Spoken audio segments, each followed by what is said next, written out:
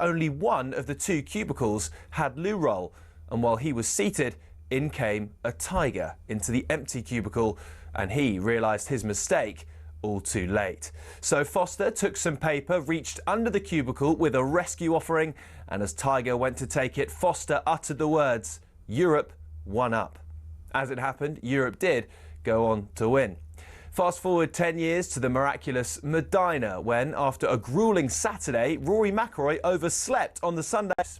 The next story is told by Scottish legend Sam Torrance about the great Seve, who apparently despised the Americans mainly because of a diminutive US reporter who kept calling him Steve.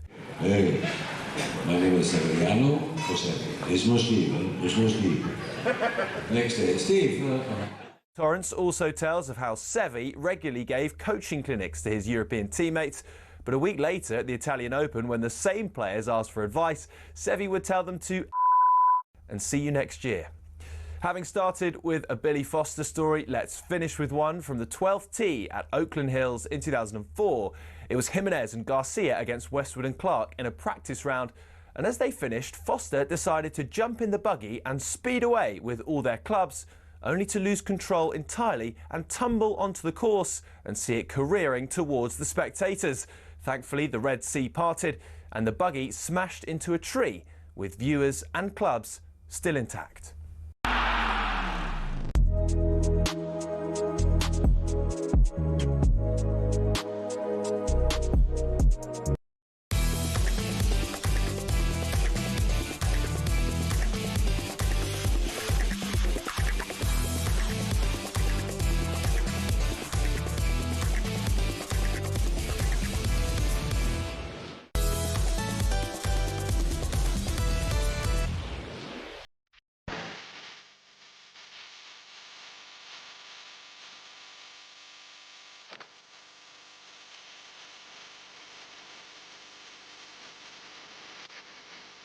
Welcome to Fight Night on talkSPORT with me, Dave Farrar, and Spencer the Omen Oliver. We've got a huge 3 hours coming up for you. Featherweight world champion Nick Ball is on the show. And welterweight Paddy Donovan joins us ahead of his rematch with Lewis Crocker in Belfast. What a night that's going to be. And we have got boxing royalty with us this evening. No, not Spencer. The former four-weight world champion Roy Jones Jr. joins the show. Can't wait for that. All of that, plus we'll keep you right up to date with the super featherweight title fight down in Bournemouth between Ryan Garner and Reece Bellotti. Eagerly awaited that one. This is Fight Night on talkSPORT.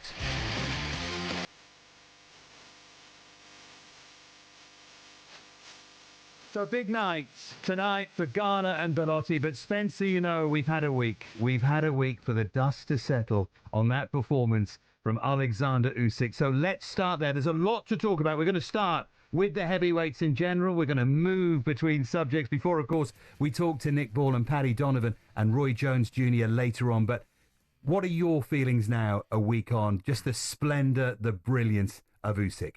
Yeah, we've had time to digest it, haven't we? And, you know, there's been a lot of talk about Daniel's build-up to the fight, the day of the fight, the party or the gathering, as Don Charles has called it. You know, was that good for him? And I think that that's taken away from the brilliance of Alexander Usyk and that performance. So you go, we have to look at that. You know, we sort of like, yeah, we've digested it now. And I've sort of like gone over it in my head, and you just go, that was a first-class performance. I would go as far to say, Dave, is probably the best performance I've seen from Alexander Usyk at the ripe old age of 38 years of age, and people wondering, you know, when his time's going to be up. Well, we've seen no signs of any decline at all, and I think the only time we're going to find out when his time is up, when he decides. Yeah, absolutely. And it's nice to focus on his brilliance and not criticise Daniel Dubois, who, of course, will come again, and you have to accept that, you know, he's lost twice there to probably one of the best ever. Absolutely, and there's no shame in that. You know, I think that Tyson Fury's lost twice. Anthony Joshua's lost twice. He's been through, you know, he's had 8 victories now over our Brits, you know, and they're all good fighters, but that is because of the brilliance, as I said, of Alexander Usyk. No shame in that from Daniel Dubois. He went out to Poland, August 2023. He give it a go, that controversy over the low blow. Was it a low blow? Wasn't it a low blow? Well, Usyk silenced all the doubters in this one. You know, I think that Daniel's had his shot. He's come up short twice, and he's got to accept that, yes, he was beaten by the better fighter, but he's 27 years of age. He can come again. He can rebuild. You know, he's got a whole career still in front of him.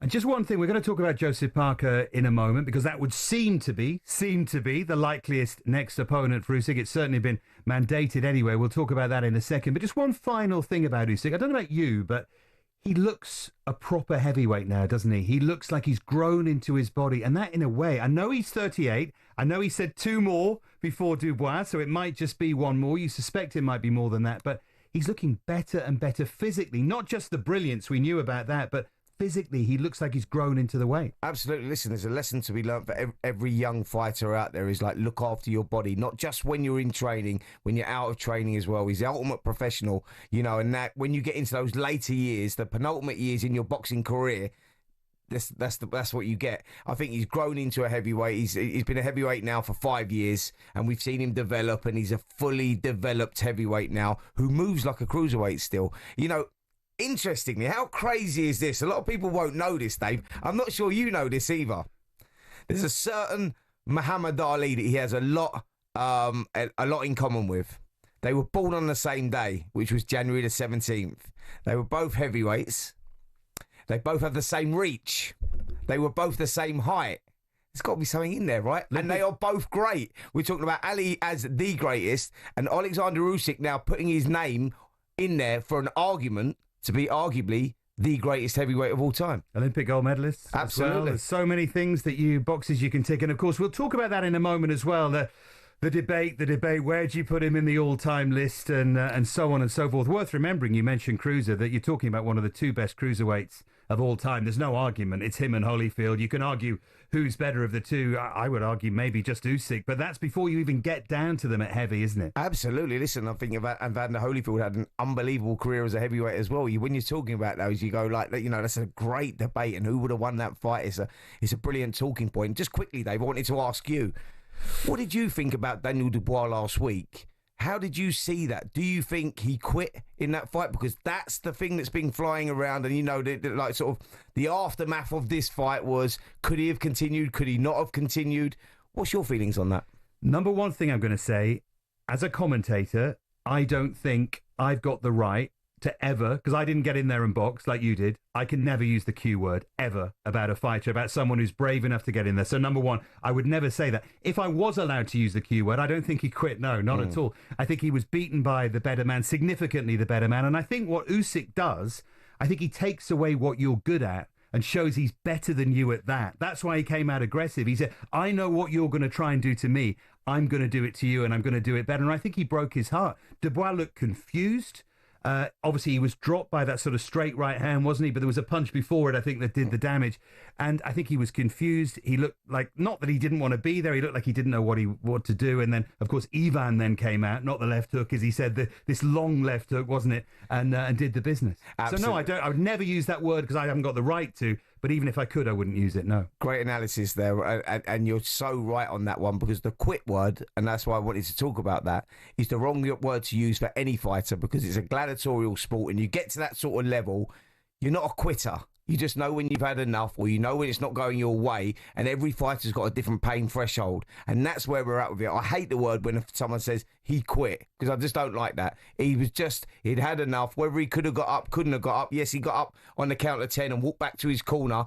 But at that point, he had taken a big left hand, the Ivan shot, as you to call it. And for people that don't know what that shot is, the Ivan shot, apparently, this is Alexander Usyk's words, is a big, strong Ukrainian, big, strong Cossack up in the mountains. And it's called the Ivan shot. And he let that shot go. He loaded up, planted his feet. And look, yeah, you can't take away from that brilliance. But I'm glad you brought that up about the quitting thing, because fighters are not quitters.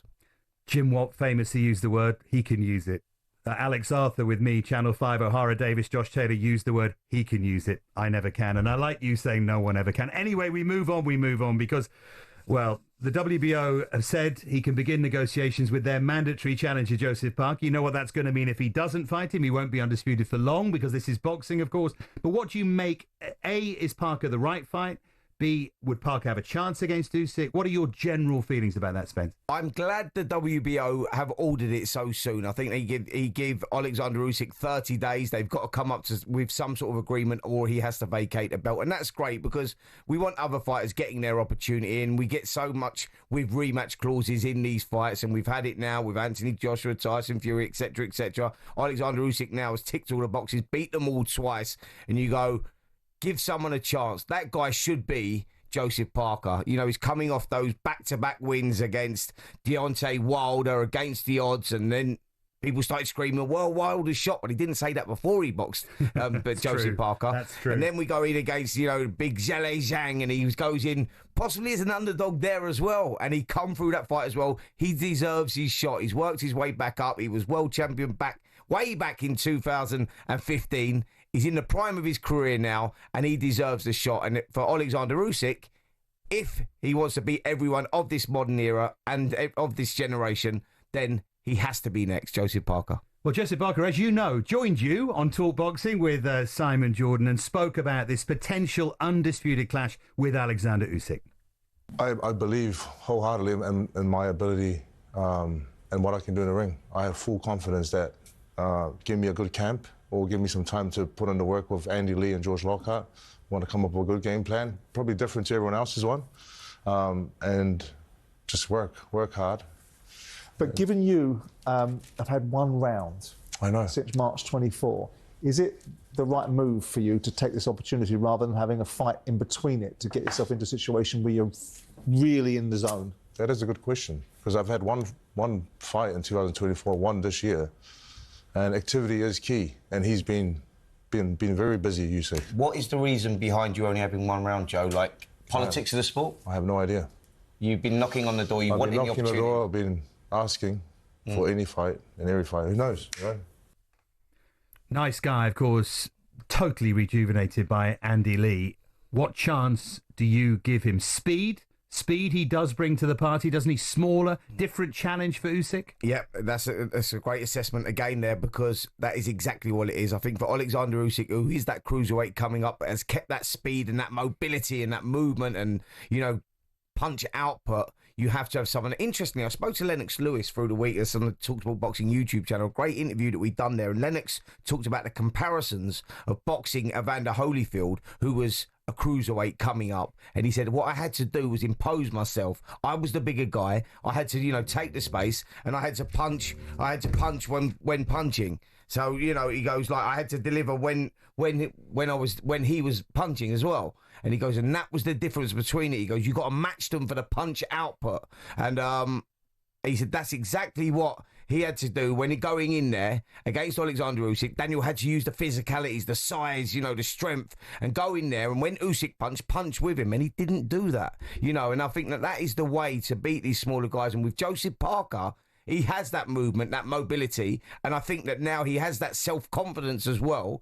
And they compare him as the toughest, or they say that he is actually the toughest guy because he has those physicalities to match Alexander Usyk. And Roy Jones Jr. actually said that last night as well. He was saying, look, if anyone can beat him out there right now, it's Joseph Parker. Yes, it's a huge ask because we've been saying it about everyone with Alexander Usyk, but that guy deserves a shot, and he's the one that's probably the most dangerous heavyweight out there to challenge Alexander Usyk. The thing about Usyk, though, we could talk about it. We're fight fans, aren't we? We could talk about it all night. But I get the idea of timing him like that, but the feet are so good. The smarts are so good. Would he be there? I mean, he's so elusive, isn't he? That's the problem. You know, just when we think we've seen the best of Alexander Usyk, he goes up another notch. And he's 38 years of age now. And you go, like, you know, how high is the ceiling? You know, how... Have we seen the best of him still yet? Because what I saw there last Saturday was the best version of Alexander Usyk that I've seen so far. And that's not, you know, that's taking nothing away from Daniel Dubois, because he went in there, he tried to deliver, but Usyk always had an answer. He was always one move ahead. And you just say, look, you can't see the guy getting beat. You know, we can make a case for Joseph Parker and say, yeah, you deserve your shot, as he does, but can you see Usyk getting beat? Because I can't.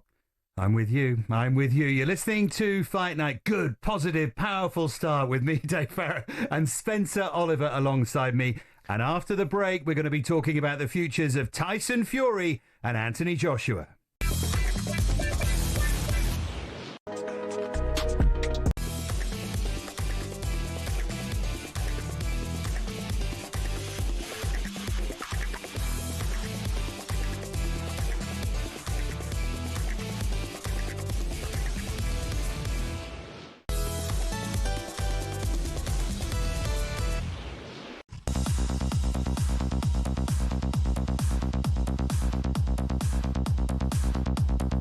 listening to Fight Night here on talkSPORT with me, Dave Farrar, with Spencer Oliver, the Omen himself, alongside me. We're reunited after the joy we had at the Olympic Games. What a couple of weeks that was in Paris, Spence. We might talk about that a little bit later on. Before we leave the subject, though, of Alexander Usyk, I want to ask you the question everyone's been asking all week long. Where does he sit among the greats? I'm going to ask you the question two ways as well. One at heavy, where does he sit? And you can't ignore him at cruiser. So where does he sit in the all-time pound-for-pound list? I don't want number 23 or something. Give us a general idea. You're not going to get number 23. Yeah, it's going to be higher than that. You could get 2 and you could get 3, but you won't get 23. I won't combine them for sure. You know, where does he sit? Like, there's an argument now. He's put his name in the mix for that argument of, is he the greatest? Is he 2? Is he 3? At heavy. At heavy Yeah. and cruiser. Yeah. You know, you got to look at what this guy has achieved. He was undisputed cruiserweight champion. He's a 3-time undisputed world champion, 2 times at heavyweight, once at cruiserweight. He won the World Boxing Series, as well as the Ali Trophy as a cruiserweight. Dominated that. So you go, the argument here is, you go, has he achieved more than, let's say, Amanda Holyfield, who was cruiserweight champion and heavyweight champion? Holyfield was around in a different era, and that's where we got the problem now, because you go, well, like, I'll give you an example. I'm just going to go off beat a little bit here. So when Lennox Lewis became world heavyweight champion, and he went through, and you look back on those days now, and many consider him now as one of the greatest, right? You go, yeah, Ali has to be the greatest because he's Muhammad Ali, and you look at what he went through in his career and what he done outside of boxing as well. So he goes down as the greatest. I think that there's not an argument there, really. So we're looking at number 2 spot, and we're going, well, Lennox is up there, you know. At that time, I was boxing at that time, and me and Lennox were sharing bills. I was, you know, heading over here, and he was heading over stateside. So we become quite close. And he wasn't recognised as that. But fast forward like 15, 20 years, and everyone looks back now and goes, oh, he's one of the greatest. And that's what we got with Alexander Usyk right now. But more people are recognising, talking about, yeah, he's up there. He could be number 2. He could be number 3 behind Lennox Lewis. But he's in that argument. And it'd be interesting to see what people think in 10 years' time, 15 years' time, as talking about him being possibly the greatest because of what he's achieved. And let's not forget something either. His career's not over yet. There's still more to go. Where does it go? You know, the sky's the limit. It's fascinating, and if you add heavy and cruiser together and you start talking all-time pound for pound, you've got some interesting names on that list. That's almost arguably the more interesting list at the moment. Where do you put him at the moment? As a fan, as a fight fan, where would you put Alexander Usyk right now when you talk about all-time heavyweight greats? Just heavyweight greats. Well, I would argue Ali's above him at the moment. He's only had 8 fights at heavy, hasn't he? That's the interesting thing about Usyk. You see, I think he's stronger on the pound-for-pound list because of the career at cruiser as well. But in answer to your question, I'm with you.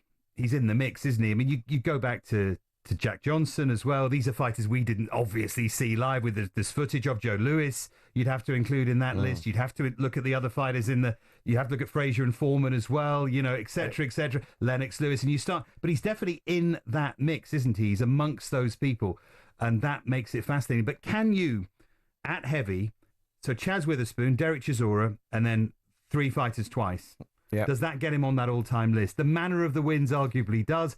Close wins, second fight against Joshua, Fury, both fights, you know, I mean, does that factor in? I mean, if he carries on, as you say, it's not over yet, then he's very, very high. Listen, he's in the argument. He's beaten everyone of this modern era so far, all the top fighters of this modern era, and here's the flip side of it all now. He's not been beaten. Yeah, absolutely. And all the others did.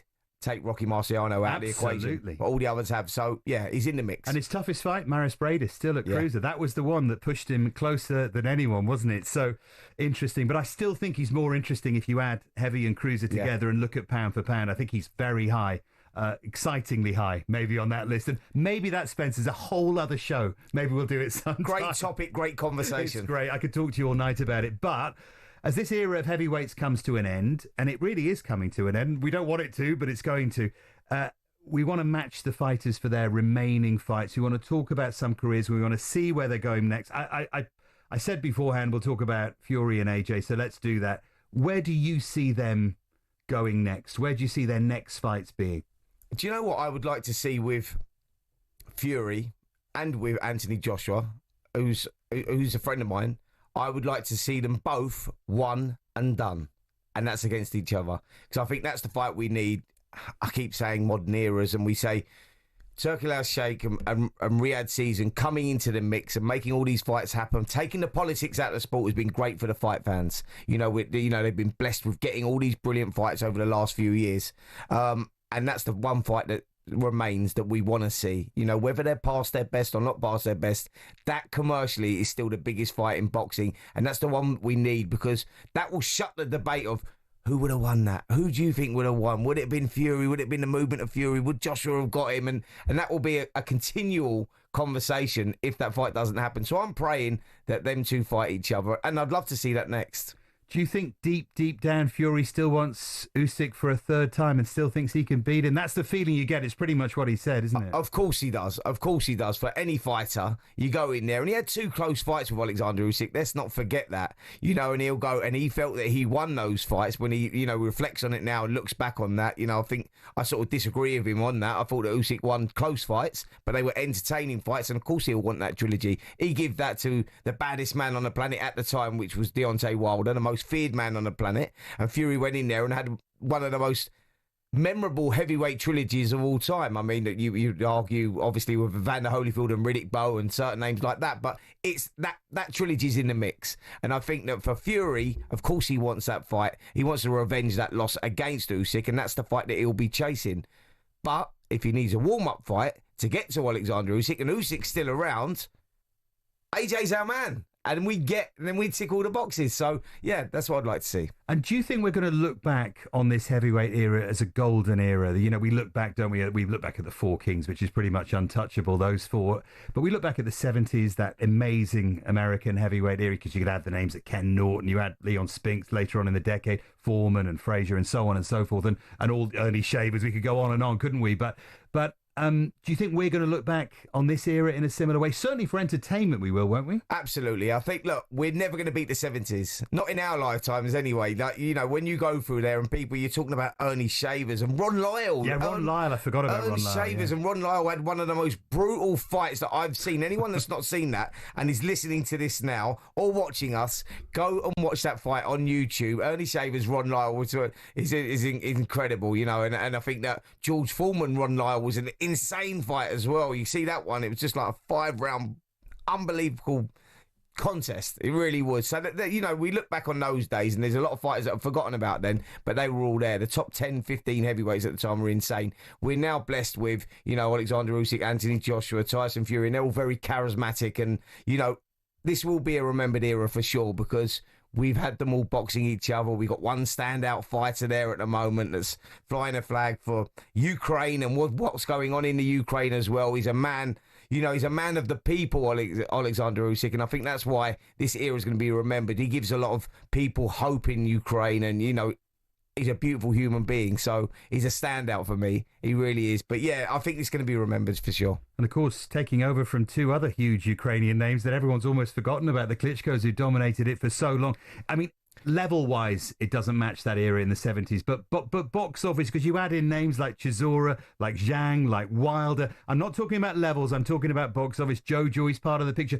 Pulev, remember the night he fought Vladimir and stood on one leg and tried to dance in front of him? We've been really lucky, haven't we? Entertainment, and that's what it is, entertainment value. You go, like, if you're not, you maybe not talking about the skill levels of, back in the 70s, or the heart, the grit, the determination, how they pick themselves off the floor, but we've had some great fights, and we've had some great fighters of this modern era. And again, like I say, when you look back on this, in 10 years' time or so, you're going to go, wow, we was blessed. Yeah, there were some great fighters around, and there's still more to come. And by the way, before you write in and complain, Larry Holmes should have been on that list much later 100%, on, of course. But yeah, in case because he did fight some of the names on that list.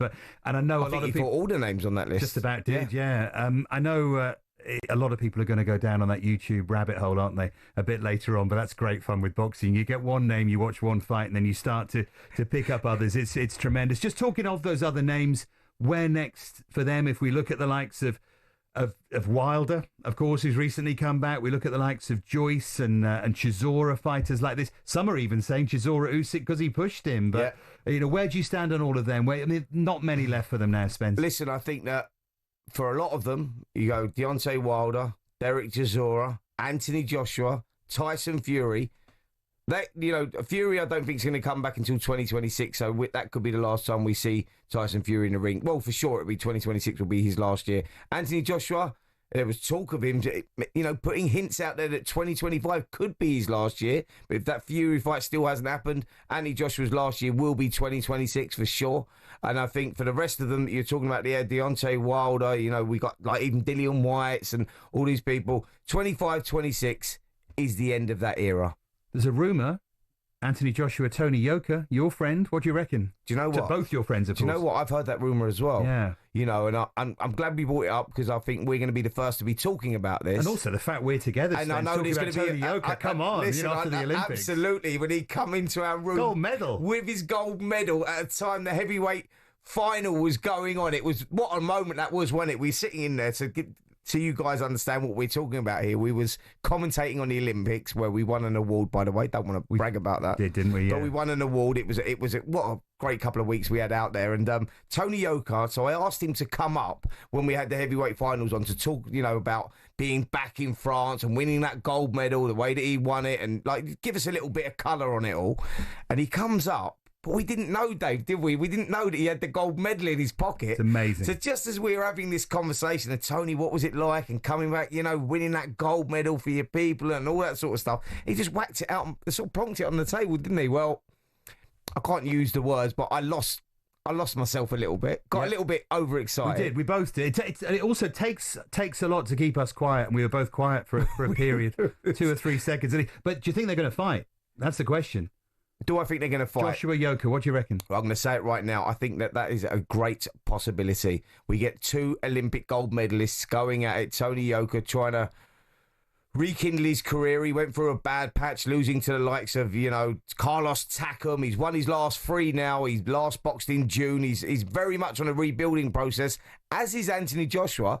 Doesn't it make sense? 2 Olympic gold medals. There's history there. It'll be a great fight, a sellable fight. And I'd love to see it. Yeah, it would be terrific. There's still so much fun to be had. Now, you're listening to Fight Night on talkSPORT with me, Dave Farrar, and with him, Spencer Oliver. Next up, we're going to be looking ahead, talking of heavyweights, to Moses Itauma against Dillian Whyte. But before that, let's cross over to talkSPORT's Mark Wilson, who's watching the World Match Play Darts semi-finals in Blackpool. Mark.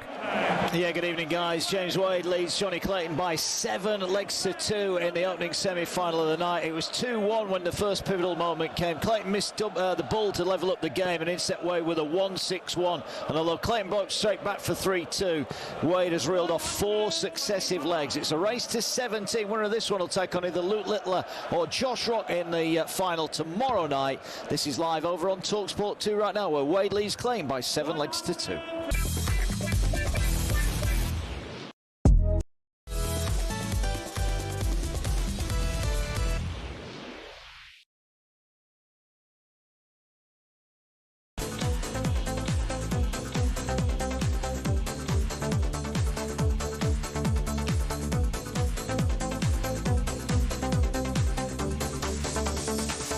You're listening to Fight Night here on talkSPORT with me, Dave Farrar, and with Spencer Oliver as well. Now we're going to look ahead to Dillian Whyte against Moses Itauma. And earlier this week, Dillian Whyte spoke to IFL TV and he called out Simon Jordan. He might have mentioned the man alongside me as well. Let's have a listen to this. He thinks that I got a problem. I ain't got no problem with the guy. I'm quite sure. Why does he think you got a problem with it? Well, I don't know about this. Go on, tell me. Because I call him out and talking the way he does the boxers once. I don't think it's right. And he's like, you know, and I was like, bro, I'm just saying, you know, like Spencer Oliver boxed. The other kid that's on talkSPORT box. All these guys have boxed before, so they can have an opinion. And their opinion is actually valid. And he was like, you know, I said, Dillian Whyte saying this and the other. And what do you think about him and his career and where he's at? And I was like, don't worry about me and my career, buddy. Worry about you. You know, I'm okay. They asked you to go on the show? Huh? They asked you to go on talkSPORT? I used to be in talkSPORT all the time, but, you know, I don't know. Things have sort of changed there and whatever, but, nah. But things sort of changed there. I like Jim White and Simon Jordan. I've gotten well with them, but I just think the way Simon Jordan speak about professional boxers sometimes is not very, as a journalist, you need to be unbiased.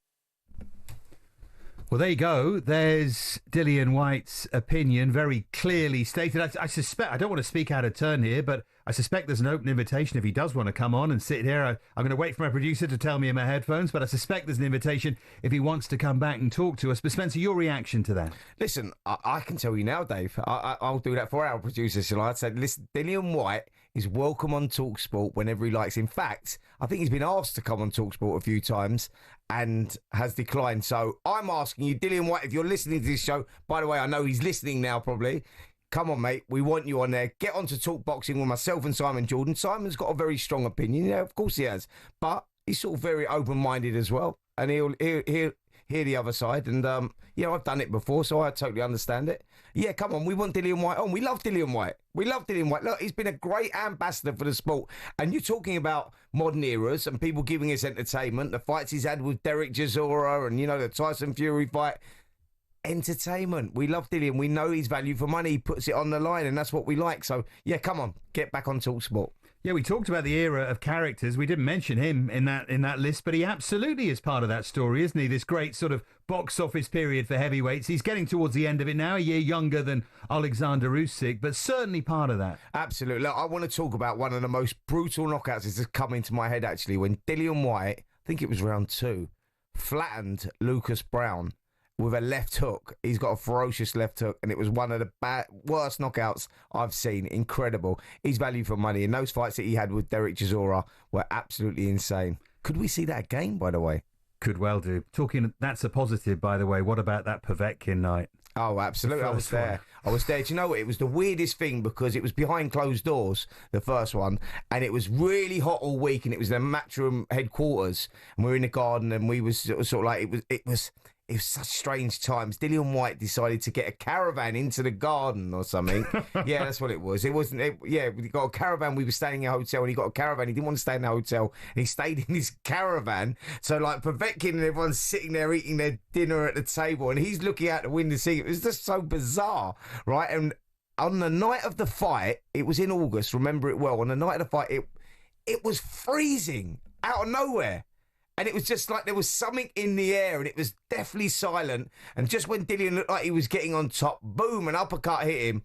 Terrible knockout, bad knockout. It was such a shame because obviously he was WBC #1 ranked for ages, and he felt like he was not getting his opportunity, and he was taking on all comers at the time, which is great. And that's another thing about Dillian. He didn't hang it out and wait for his world title shot. He went for it, man, and took on all comers. We love Dillian Whyte. One of the great setups, that shot as well from Povetkin. We could talk brilliant, wasn't it? Absolutely brilliant, and he fell for it. But only beaten 3 times, AJ Povetkin and Fury. Now, he's been wheeled in to fight Moses Itauma, of course, this great, exciting heavyweight prospect we're going to talk more about now. But are people sleeping on Dillian Whyte a bit in this fight, do you think?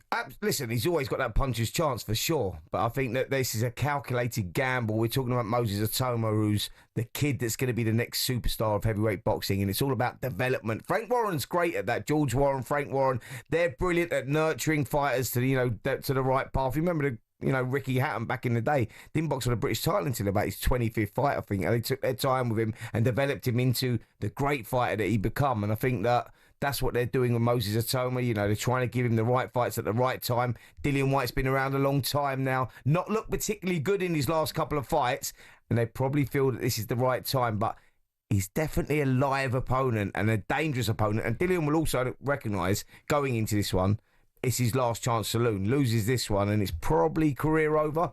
So he'll be giving it everything. So look, that's a great fight, man, because we find out how good Moses Itauma is, where he's positioned right now, and we see exactly what Dillian Whyte's got left. Because Marius Vac, of course, he beat, who is a name, but not much more than that. Dempsey McKean it wasn't a shock he beat him, but it was the nature of it was shocking again, and Mike Balogun as well. Yeah. This is a significant step up when you consider what Dillian Whyte has done and who he's fought and who he's been in with and what he's witnessed and so on, and not so many miles on the clock. I think he's 31-3, isn't he? Yeah. So you know, a live opponent. You said calculated risk, but the key word there is risk. There is risk in this fight for Itauma.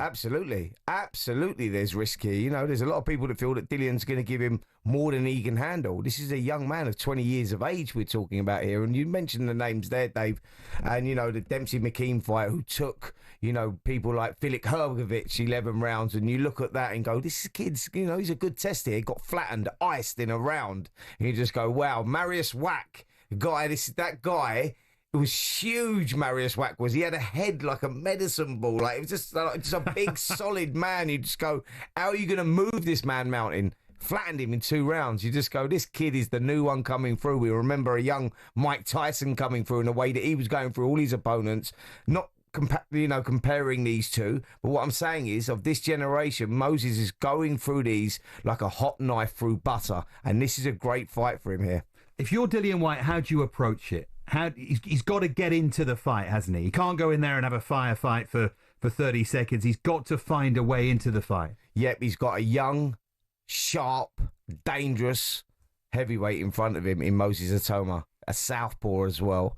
And Dillian's got to go in there and, like, look, Dillian's got to impose himself. He's got very long arms and he's very awkward and throws shots from unusual angles. He's got to go in there, impose himself, and he's got to punch with Moses when Moses punches, and he's got to take that chance, take that gamble.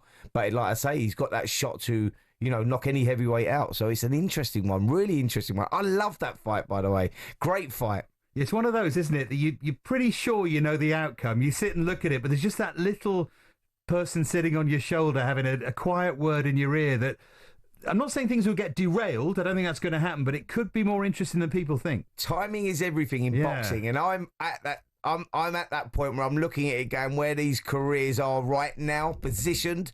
You heavily favour Moses Itauma going into this one, but it's that little thing, Dave, that little thing where you go, yeah, well, it's Dillian Whyte still, and he could still produce the shot. So that's what the excitement is. That's why we love heavyweight boxing, right? And of course, Buddy McGirt will be assisting Dillian Whyte. Wise old bird in that corner. Absolutely. I know someone who spoke to him a couple of weeks ago, and obviously there's a level of pulling wool over eyes and stuff going on. But he said, I'm not sure I know the name of the opponent, the fella at the young guy's fight. Now, I haven't really looked at him yet. So Buddy McGirt's playing that game already, which is already interesting, isn't it? Boxing's all about mind games, and they start early. It doesn't just start up in the fight week build up. It starts way before that. You know, it's all about like trying to get into the opponent's head, planting that seed of doubt.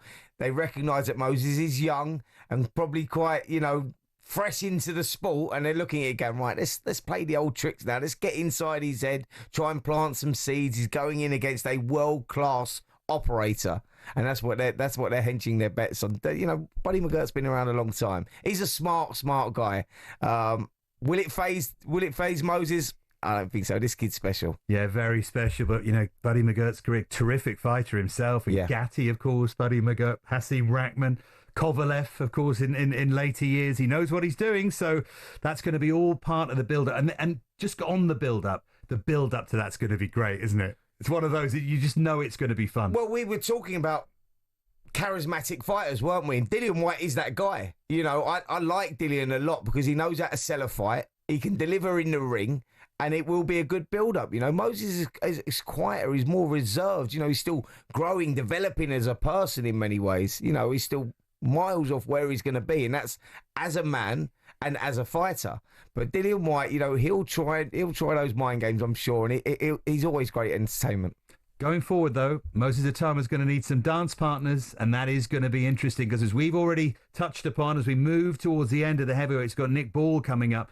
You know, great era, great sort of showmanship era coming to an end. Itauma is going to lead the way into the next era. Let's hope he has enough dance partners. They're going to start to emerge. You know, names like Jalalov or Pitaya maybe moving up. There's plenty of names bubbling under, Spencer. You've mentioned it there. Jalalov is a guy that no one really here will know. Only a hardcore boxing fan will know him, and he was the guy that obviously we commentated on out in France in the 2024 Olympic finals there, and what a great fighter he is. He really is, and I think he's like 15-16-0 now as a pro, but Eastern European and commercially, is he that marketable? I don't know. Jai Pitaya is your man. Because I think that Jai's, you know, I've spoken to him openly about this on a number of occasions, and he says, Spence, just let me become undisputed cruiserweight champion like Alexander, and I'll move up. I'm ready to move up. He wants that move. And with people like Moses not being the biggest heavyweights. You know, we've got some giants out there, but Moses is not the biggest. Yes, he's quite broad, but he's not that tall, and that could be a great dance partner. He's only young as well. And Jai Opetaia, Moses, Itauma, 24 months' time. I'm excited already. I've got a young man potentially coming on later who might be part of that picture as well. Talking to people coming on, we're going to be hearing from Nick Ball very, very shortly. Look forward to welcoming him to the show. But this is Fight Night here on talkSPORT with Spencer Oliver and me, Dave Farrar.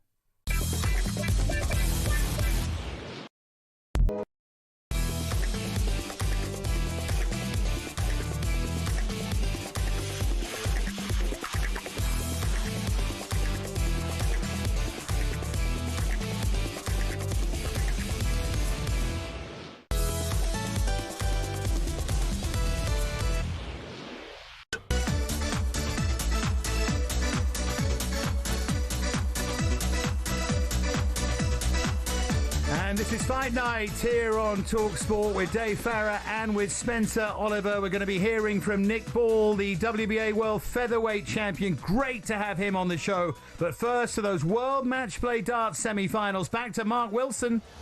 Yeah, James Wade well on top in the opening semi-final here. Leads Johnny Clayton by 10 legs to 5. Wade averaging 104.59 up to press. Clayton's not doing so bad either. He's averaging over a ton. But crucially, both players have had 16 darts at doubles. Wade has hit 10 of his. Clayton only 5. He's going to have to improve his doubling, Clayton, if he's going to feature here. Luke Littler, Josh Rockway in the second semi-final. That's later on tonight. It's all live right now over on talkSPORT 2. It's James Wade who leads Johnny Clayton by 10 legs to 5.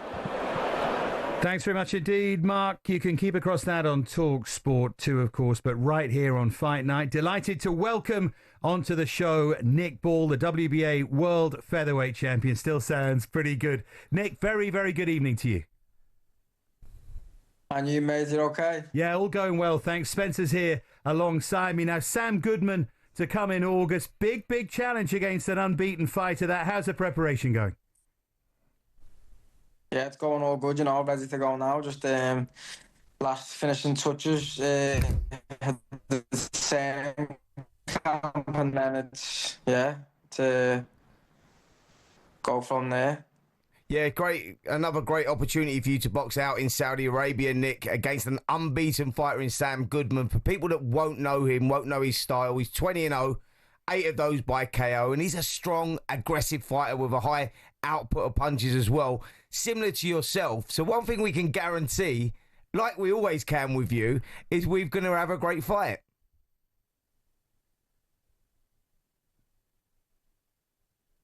Yeah, that's the one. Every fight I'm in, sort of, so I'm looking forward to it. Yeah, definitely. Listen, Nick, tell us a little bit about the opponent. What are you expecting from him? Like, for people that won't know him, as I've already said, he is 20-0, 8 KOs, but relatively untested at this sort of level. It's a massive step up for him, but a huge opportunity as well. He's coming up from 122 pounds up to featherweight, and they seem very confident as well. Yeah, that's it. And he's unbeaten. He's not going to want to lose that. And he's fighting for a world title, isn't he? So he's going to want to come and get that. But that's not going to be the case. It's not going to be that easy. I'm not willing to just let him have it or let him come and take what I've worked so hard for. So yeah, it's going to be a good one. Yeah, but yeah, he's obviously going to be coming, isn't he? But he's not going to be coming like I'm coming. So. Yeah, Nick, it's interesting just reading. You often talk about how strong you are in there, and you say people are not expecting you to be as strong as you are. That's going to be important against Goodman. And interestingly, I was looking at some of the comments he made, and he said he thought he'd be stronger than you. And I looked at the 2 interviews and thought, I don't think so. I think Nick's going to have the strength edge in there. So what are your thoughts on that? Yeah, there's only one way to find out, really, isn't it? That's true.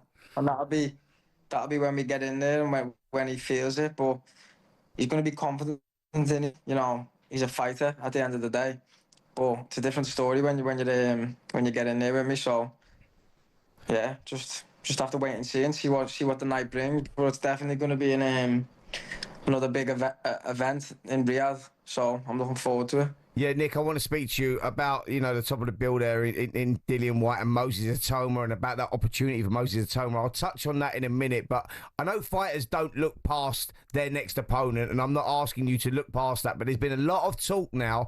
I think I've been talking about this for a while, saying you're the guy that gives Naoya Inoue all the problems when he decides, if he decides to move up. There's been talk. Can you give us is there any truth in these rumours? But there's been talk that possibly if you come through this fight, or let me rephrase that, when you come through this fight, Naoya Inoue, could we be seeing that? I'm hearing dates of December 27th. We might all be away for Christmas. Is that a possibility?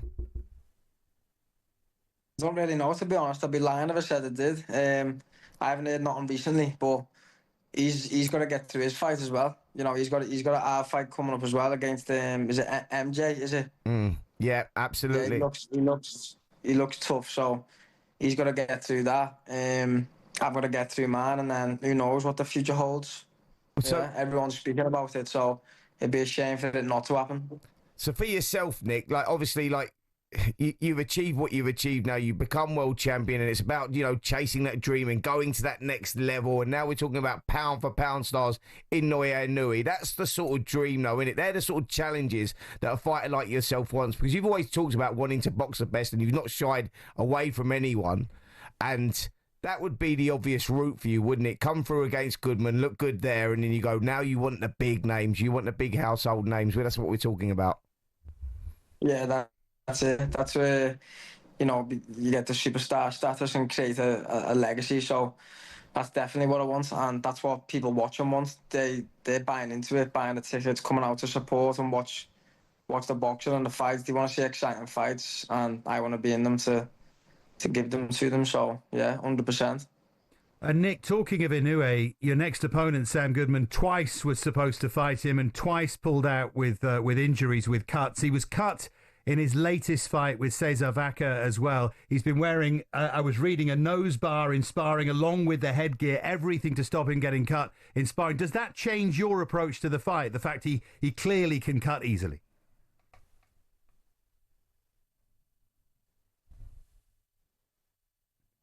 We'll try and get Nick back there, Spencer. But it is interesting, that, isn't it, about Goodman? Obviously, a good fighter, a high-energy action fighter, unbeaten, as we've been saying, but he can get cut. Well, this is a big problem for some fight when you're fighting someone like Nick Ball, who's got the work rate that he has, who just gets physically stronger, and the punch output goes bigger and better round after round, and you think, you looking at him, he's going 100 plus punches per round and stuff. Nick Ball is an incredible, his name really suits him, actually, Nick Wrecking Ball. That's like a perfect nickname for a fighter when you've got someone that boxes the way that he does. He fights with his heart on his sleeve, and for someone like Sam Goodman, who's prone to cuts and he's coming off the, back-to-back cuts going into those fights, or the fights that were meant to happen against Naoya Inoue, that's a big problem for him going in against someone like Nick Ball, who would draw him into a dogfight, because that's where Nick likes to be. Yeah, you'd normally say this was a head-to-head, not just for the world title, but for the right to face the monster, but I don't think he's going near Sam Goodman. If Goodman even does beat Nick Ball, who, of course, is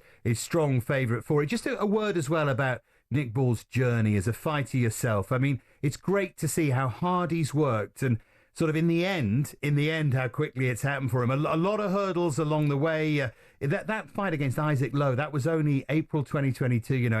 And since then, look where he's got to. Dave, that's why he's becoming a fan favourite. You see, you're in there as an infectious kid. You know what I mean? He's very pure. He's very honest. But when he gets in the ring, you just think, how does he switch to? How does that switch the way that it does? Because you go, you see him and he just looks so soft and so sweet, and then when he gets in that ring, boy, he's just like a little monster himself. It's fascinating in so many ways, and I think he's become a fan favourite because of that. They love the honesty and the innocence of Nick Ball, but when he gets in the ring, he's just like a little devil. He just goes through his opponents and he takes up the challenge, and that's the big thing here. You know what I mean? He wants to fight the best. You go, you're talking about Isaac Lowe back then, which was a big fight for him at that time, and he's gone from strength to strength, beating everyone that's put in front of him and coming through flying colours. So really looking forward to this one. Him and Sam Goodman in August is going to be an absolute barnstormer, that is for sure. Comes through that one, and I know that he'll want to fight someone like Naoya Inoue if he comes through as well. So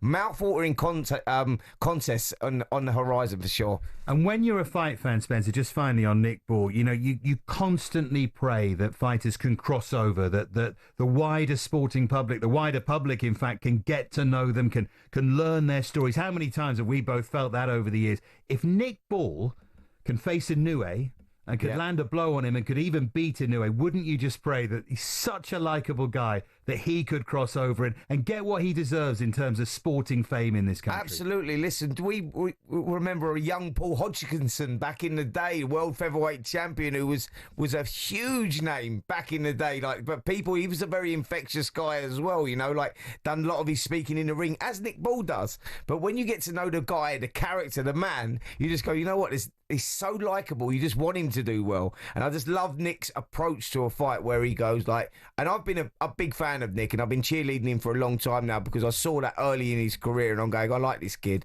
because he delivers. He doesn't do much talking outside the ring, but when he gets in there, he is sheer entertainment, and against all the odds, he just delivers every single time, and he wants those big fights. And, speaking to Frank Warren, he said, look, we're ready to let him go. We're ready to give him that opportunity because he's delivered every single time, and he deserves that. That's why he keeps boxing out in Riyadh. Turkey Al-Sheikh, they love people like that. They want to see real fights, and Nick Ball is that guy. Absolutely. Now, he's not looking beyond Sam Goodman. We're not looking beyond Sam Goodman either. But just to throw that in there, the Wrecking Ball against the Monster in December, coming up to New Year. What a fight. What an event that would be. But you're listening to Fight Night on talkSPORT with me, Dave Farrar, and with Spencer Oliver as well. Plenty more to come on the show, including, and we're both very excited by this, the former 4-weight world champion, Roy Jones Jr. He's live on the show. Do not miss that.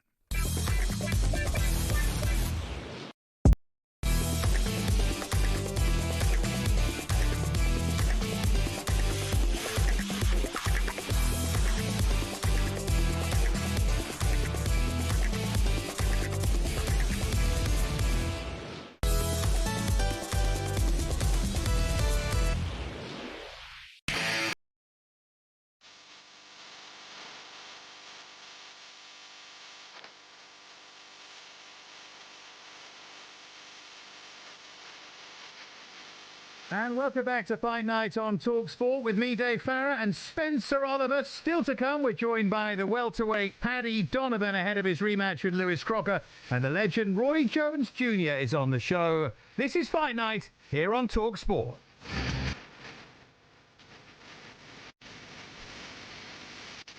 Yes, so much still to come, including Roy Jones Jr. But big fight in Bournemouth tonight, Spencer. We'll take a quick look at this. Ryan Garner and Reece Bellotti. Garner, the European super featherweight champion. Bellotti, British and Commonwealth champion. You know, it's the first time we've had British, Commonwealth and European super featherweight titles contested together since February 2006. Amazing Alex Arthur beat Ricky Burns unanimously in Edinburgh that night. They both went on to be world champions. And there's a feeling, in fact, I think Bellotti said of Garner said of Bellotti that he felt they could both be world champions as well. But focusing on tonight, heck of a fight, this. Huge fight. A lot on the line. For the winner, goes on, world honours. And for the loser, it's about rebuilding and picking up the pieces. Now, Ryan Garner's undefeated. You know, he's a guy going in there 20 fights unbeaten. He's got momentum with him. He's just picked up that European title against Jimenez as well, which was a great performance. Has sort of done it against the odds in many ways, under the radar, Ryan Garner. But now he's coming very much to the forefront. And he goes in against Reece Bellotti. And you go back... It's a crazy one with Reece Bellotti, actually, because you go back to 2018, or that period between 2018 and 2021, that 3-year period where he lost 4 or 5 fights, and you looked at it and you go, his career looks all but done. Fast forward a few years, and here he is, 6 wins on the bounce, and he's come into his own. He's like a fine wine at 34 years of age. He seems to have got better, and he's picked up the British Commonwealth title, now going for the European. Both great fighters. A real 50-50, this one. Home advantage could be key here for Garner, who's boxing down in Bournemouth in front of his home fans. But Reece Bellotti, he don't mind that. He's the guy that likes being the underdog, likes upsetting the apple cart. And, it's a real tough one to pick, this. But, for Bellotti at 34, it's a must-win, really, because he still has that momentum and gets that opportunity to box for that world title but for Garner, what a ride he's been on. Yeah, terrific. Very much man of Southampton, of course, wants to fight for the world title at St. Mary's. That's his dream. Let's hear what they had to say about each other on talkSPORT earlier this week. He's with Gomez, it was kind of just more the aggressive side of him, where Garner can do a bit of both. Yeah. He's got boxing brain. He's good with his feet. There's other aspects. He can also fight. So there's a few more aspects I've got to take into account here, and it's a challenge I'm looking forward to. He's getting older, so a lot on the line. Like potentially of where he's older now, it might be the end for him if I beat him. And for me, obviously, I've got ambitions, I've got aims, so it could all pull that to a stop. Do you know what I mean? If I lose this Saturday, but I think with each fight, I'm getting better and better, mate. I think every time with every camp, like each fight, I've showed a little bit different stuff, and I've improved with each fight. And I think the same is going to happen this weekend. I feel like I've got better since that last fight again, and I just feel like I'm going to take it to another level again.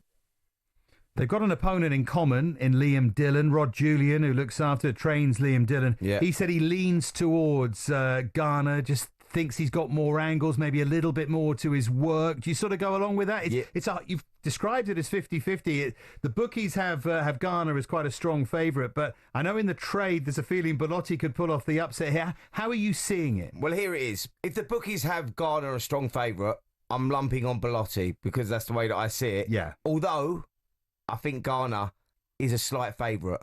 But it is one of those fights where I go, you can't write Reece Bellotti off. Like Garner, for me, Ryan Garner, like I say, home advantage is going to be crucial here. And yeah, he is an improving fighter. And being undefeated, fighting in front of his home crowd, it's going to be very, very tough for Reece Bellotti down there. I lean towards Garner. I think he wins a fight. It could be a classic. It could be one of those absolute classics because Bellotti's going to leave it all in the ring. He knows this is last chance saloon. British, Commonwealth, European, against the odds. Trust me, this kid wants it. But I lean towards Ryan Garner. Do you remember when Bellotti turned pro, one of the first things he said was, I want to be in Corrales Castillo. I want to be in Gatti Ward. Those are the kind of fights that I want. Maybe tonight's his Gatti Ward, hey? Absolutely. Look, stylistically, these two, I'm just gutted I'm not there, if I'm totally honest, because I'm a massive boxing fan. And when you look at this and you look at the styles of the two and the way that they both fight, Ryan Garner probably has a better boxing IQ. He knows when to sit in the pocket and he knows when to trade, but he can box a little bit as well. But he's going to need that tonight because Reece Bellotti is, he's one of those guys that just loves to come forward, loves to work the body. He's very heavy-handed. And like I say, stylistically, the ingredients of this one makes it so exciting. Like I say, I'm a boxing fan and I would love to be ringside watching this one. Yeah, there's that intrigue, isn't there, when you've got this sort of clash of styles in a way. They might blend perfectly because Garner's going to be trying to bring Bellotti over his front foot and make him pay for that, isn't he? But hope that Bellotti's a bit over-aggressive and gets things wrong and over-commits and leaves himself open. But risk comes with that, doesn't it? Because as you say, Bellotti is heavy-handed and can hurt him. Listen, risk creates reward, yeah? Chaos creates opportunity. Both of these guys are going to bring chaos because that's what they do, right? This can't be a stinker because stylistically it doesn't work. You know what I mean? If you look at these two and look at their characters, you look at this on paper, you go, it can't be a bad fight. It's one of those ones that it's just like the styles gel so well for us, the fight fans. And that's what we're going to get here. It's just like it's going to be one of those absolute barnstorms. I can see this first bell. They go out. They start the first minute feeling each other out. One of them catches the other one and then bang, we're off. They lock horns, centre of the ring, and we hear that 12th and final bell. That's where I see it. I think it's going to be one of those fights. It's going to go all the way down to the wire. He's got a phone box out. Spencer's got the phone box out for this one. It's going to be great to watch. I can absolutely tell you that. Bellotti can win the Lonsdale belt outright as well. Another element to throw in there, Dave. Don't forget how important that is. And also, in this wonderful sport that brings us nothing but drama and, of course, madness as well. For goodness sake, we're going to talk about Joshua Jake Paul later on. But also brings us incredible stories. And Garner's had a lot of trouble outside the ring. He got himself into trouble with driving offences and so on. He admits that he was lucky not to die in one of his accidents that he had, but he hurt his lower back. It still gives him problems, but he's managed to drag himself out of it. He's managed to forge a career. Bellotti has a great career as a lighting technician on film sets. Doesn't need to box. He's got a really good job, but this is the sport that brings people like this together more than any other. That's what I'm saying. It's like the driving force for some people. Like you say, some people feed off that and they get energy from that. You go like, the tragedies that they have in their life, and the bad lives that they have, their bad upbringings they have, and that's their driving force. A lot of these fighters. And then you look at someone like Bellotti, you go, well, this kid's doing all right outside of boxing. He's an electrician. He earns a few quid. He's doing well. Where does that motivation come from? Where does that driving force come from? But I'll tell you where it comes from. When you're a young boxer and you go into a boxing gym, and everybody's got their reasons and the things that they feed off to get themselves to the top, and that's how fighters do that, right? But what they've all got when they go into the gym, whether that's at 8, 9, 10, 11, 12, 15, money's not the thing then. You're not thinking about the money and you're not thinking about the business side of it. You're thinking about the belts, and when you're an amateur, the medals. Like, all you want to do is be an Olympic champion. That's the dream. And then, when I was 11, I had my first fight on my 11th birthday. You had to be 11 to box. So most kids are going to birthday parties, aren't they? Jelly and ice cream and pass the parcel and all that. My dad took me, right? He took me to the Ruislip Working Man's Club. And I remember it. His name was Seamus Kenny. How do I remember that? 11 years of age. It was my birthday, and I went as a spare. Seamus Kenny had 4 and lost them all, and my dad put us back to back. He was a few inches taller and about a kilo heavier, and my dad went, yeah, that fight goes. It's one of the hardest fights I ever had. But then, when I went back then, it was all about just wanting to be like ABA champion. Then it was wanting to be Olympic champion. Then I wanted to be world champion. But money wasn't about that. It wasn't about the business side of it. And that's where they all come from. That's where Bellotti comes from. So that's his driving force. He's always dreamed about owning that Lonsdale belt outright. He's talked about that all through his career. This is his moment. He can't afford to lose this one because the opportunity might not come again. He's 34 years of age. There's his driving force. And Garner's got his own things going on, his own issues that he's had outside the ring. That's his driving force. The beauty of boxing, the chaos of boxing. Absolutely. These, always remember, are fighting men. And this is a sport that offers redemption more than almost anything else in life. Not just any other sport, anything else in life. It's quite extraordinary. It's why I'll use the word, we're all addicted to it. No question about that. A word about the undercard, Ellis Zorro, Alois Jr. We were talking about this earlier, weren't we, about almost that MMA sense of make yourself a character, make sure people know who you are. You can talk your way into the fights. That's what Alois Jr. is doing. Absolutely. And he can fight, though. Oh, he can fight as well. I'm not saying that. Yeah, he's very heavy-handed. But like you say, we're talking about characters now. We live in that world, don't we, where YouTube has taken over. The days of YouTube and, getting yourself out there, getting yourself known. Alois Jr. is that guy. He turns up to the press conferences. He's got his sunglasses on. He's got his Reservoir Dog suit on with a thin black tie, and he just looks the part. Do you know what I mean? But he's very, very charismatic. But boy, can he fight! He delivers, and that's what people want to see now. People that earn hard-earned money and they pay good money to go to these shows. You want entertainment. Well, Alois Jr. is your man, and Ellis Zorro, what a fighter he is. Lovely guy. Great opportunity he had against Jai Opetaia out in Saudi Arabia. It was a step too far too soon, but got life-changing money for it, and that's what it's all about. It's called prize fighting, and he took that opportunity, and I love that. Respect the character of the man for going in against a pound-for-pound star. It didn't go his way. He got knocked out early in the fight, but he's coming back. He's rebuilt, and we get this great fight now. It's fantastic. So there you have it, Spencer. We've just sort of balanced it out. We were talking about the redemptive power of boxing. Then we talked about, personality. And guess what? Next, we're going to be talking about Jake Paul and Anthony Joshua. That just about sums it up. A reminder, you can watch Garner against Bellotti for the British super featherweight title tonight. And if that didn't make you want to watch it, I don't know what will. That's live only on DAZN. You can sign up at DAZN.com/boxing. Boxing update on talkSPORT with DAZN, the global home of boxing. Buy now at DAZN.com/boxing.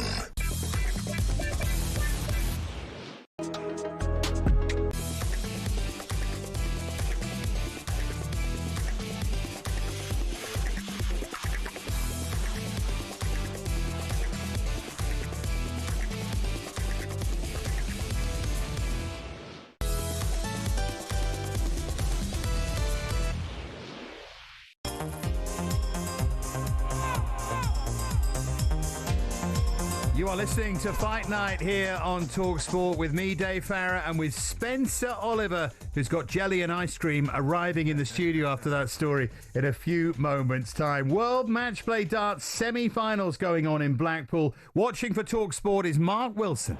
Yeah, James Wade within touching distance of the final. He leads 16 legs to 12 over Johnny Clayton. He did lead 16-10, having reeled off 3 on the spin, but he couldn't hold his throw. Clayton stepping in, broke throw his 72, and he's just taken a ton plus checkout. Wade needs one more leg for a place in a 7th World Match Play final tomorrow night. You can listen to the conclusion and to Luke Littler against Josh Rock live over on talkSPORT 2, but it's Wade 16, Clayton 12.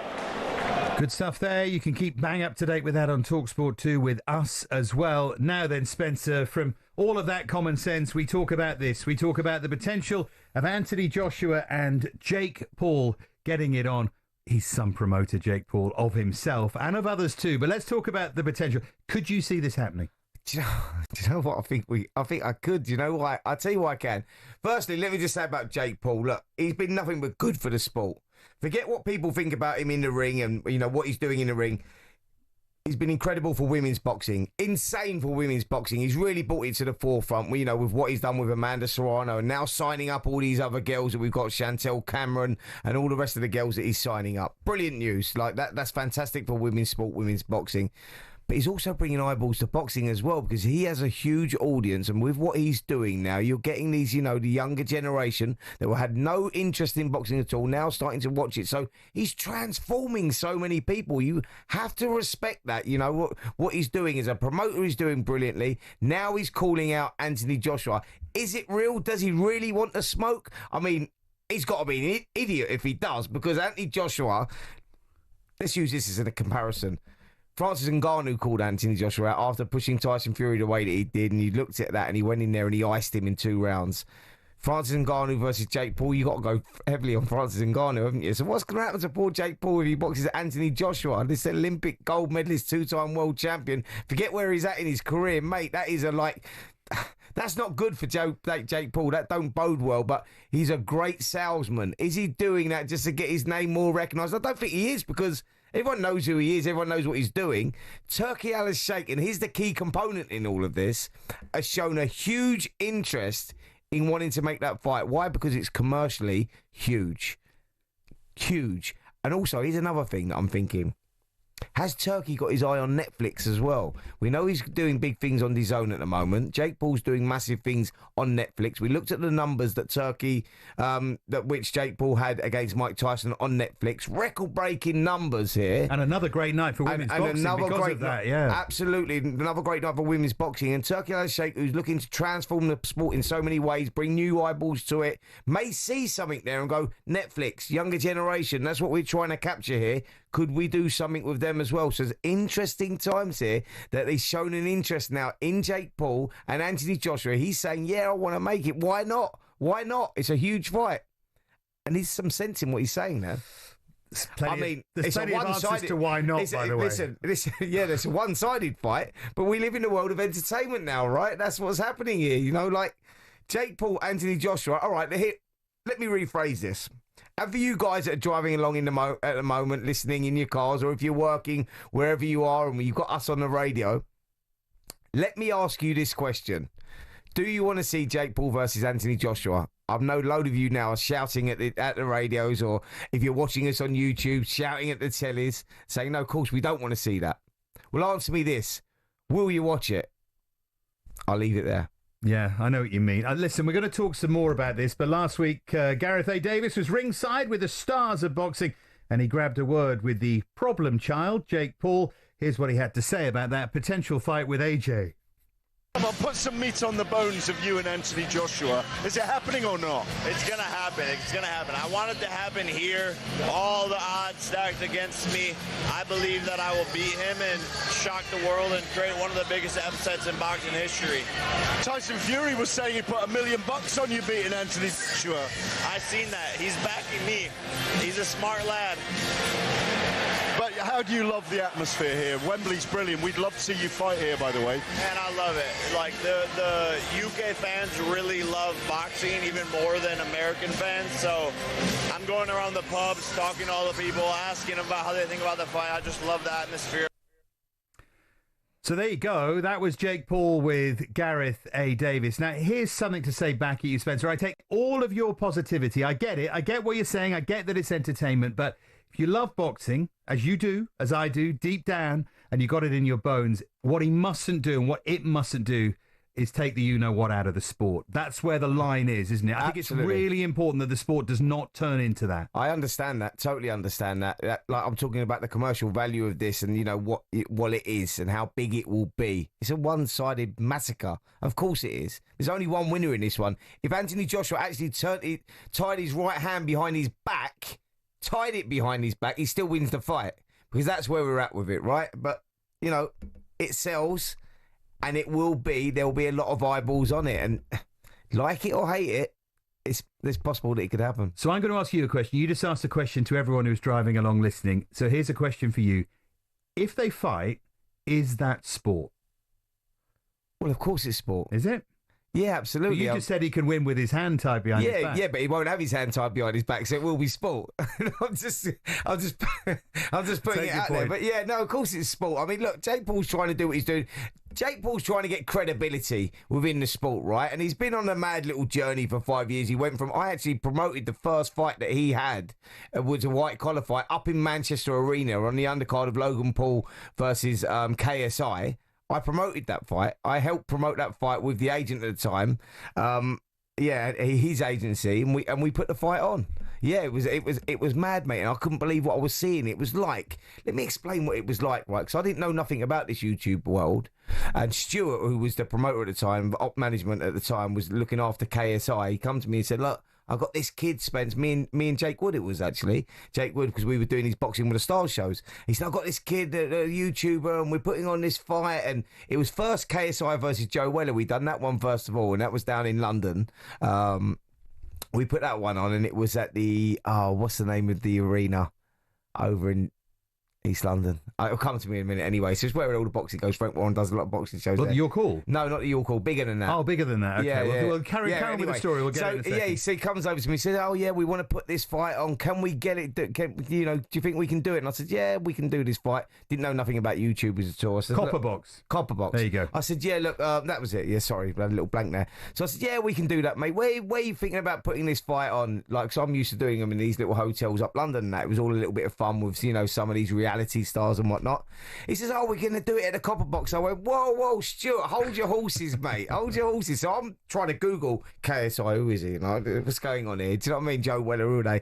And he says, oh, yeah, no, we sold all the tickets. We just don't know how to put the event on. Well, what do you mean you sold all the tickets? We sold all the tickets. So I've looked, and KSI's got like 30 million followers, and Joe Weller's got like 10 million followers. Bloody hell, this is crazy. So they've sold all the tickets, and all I've got to do is put the boxing event on, get the doctors in place, get the ring, and everything else that goes in and around boxing. For easy, done it, nailed it, huge success. KSI wins, and I thought that is insane. Now fast forward a couple of months, we go up to Manchester and we've got a kid called Logan Paul coming over. He's challenging KSI. They're doing it at the MEN Arena. I'm going, this is insane. 20,000 people, same thing. Oh, we sold all the tickets. That's done. Can you put the event on? But on the undercard, we've got Jake Paul boxing Deji, KSI's brother. And so I'm thinking, this is mad. And like, when you looked at Jake there and see how far he's come, I just got to respect this guy and for what he's done. But talking about that event, right, there was 20,000 kids there, all 14 and under. Like, it was absolutely insane. And it was like, you had people like Anthony Yard walking past and all these boxers at the time, I forget, like, they were big names, though, within the sport, past and present, that wanted to be up there and whatnot. And these kids were just all running past, and they were screaming at these little guys, and like, you might have a little, like, sort of like nerdy looking guy sitting in the front with glasses on and a little tuxedo, and like, who's this guy? It was like, to explain it, it was like I'd been in a coma for 20 years, come out of a coma and gone to a concert of some sort, and I don't know anyone that they are, and they were just like running to these people. It was insane. It was like I can't explain what it was, but the craziness that was going on up there, and the way that they were losing it, it was like you know what I mean? You can imagine it was like being at an Elvis concert back in the day, or the Beatles or something like that. The kids were just losing their minds over KSI and Logan Paul and whatnot. So I always knew it was going to be big, but I thought they were going to dip their toe in the water and then come back out again. Jake Paul proved me wrong, because he's stuck at it and he's developed, and now he's getting some credibility and he's starting to box people and he's starting to win fights, and you're looking at it going, well, you can't sort of label him a YouTuber anymore because he's committing himself, and you've got to respect that. It's a gladiatorial sport, and the kid's getting in there, and yeah, you know, like it or not, and opponents that he's picked, you know, there's not really been any real live wires, you know, like an aging Mike Tyson's not really a great scalp, but it was a genius move. It was, and then Chavez, of course, is gone as a fighter, isn't he? But although he did rally, actually, in the last couple of rounds. But so, look, anything can happen right now is what I'm saying. I love your description of that night, Spencer. I wish I'd been there. It was the honestly... mixture of madness and confusion there must have been from you. None of these people are famous, but they're all famous. Yeah, that's what I'm saying. None of them are famous, but they're all famous. And the people that were famous, in my world anyway, the boxing people, there were big names at the time, and I can't remember who was exactly there, but they were world champions, past and present, because they wanted to see what this was all about. And the kids are just running past them and running up to these other little people. And I was just like, mate, this is like being like, where have I been for 20 years? What's going on? It was just, it was mad.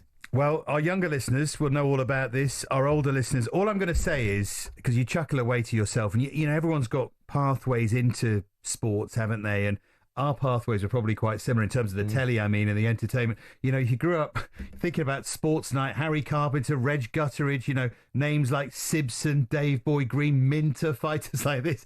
And you compare that upbringing in the sport to this, to sort of Harry Potter lookalikes in the front row. Goodness me, Spencer, the world's changed, hasn't it? Dave, it so has. But do you know what we've got now with YouTube? You're talking about terrestrial TV there, made stars. Like, I remember watching Barry McGuigan beat Espinoza. You said Pedroza at Loftus Road, yeah. Like, then we saw, I remember watching that on the telly, and you had, I don't know how many million people, 30 million people watching that at the time. Yes. And it created Sports Personality of the Year because of that, Barry McGuigan. Absolutely, created superstars. But guess what? The younger generation, they don't watch TV anymore. They only watch YouTube from, you know, a certain age down. Let's talk, I don't know, 18, 19 down. So what I'm saying is that next generation now, YouTube is their terrestrial TV. You know, they don't watch EastEnders, Coronation Street, you know, and programs like that anymore. They're sort of like, the world is changing, it's evolving, and Jake Paul is a huge part of that.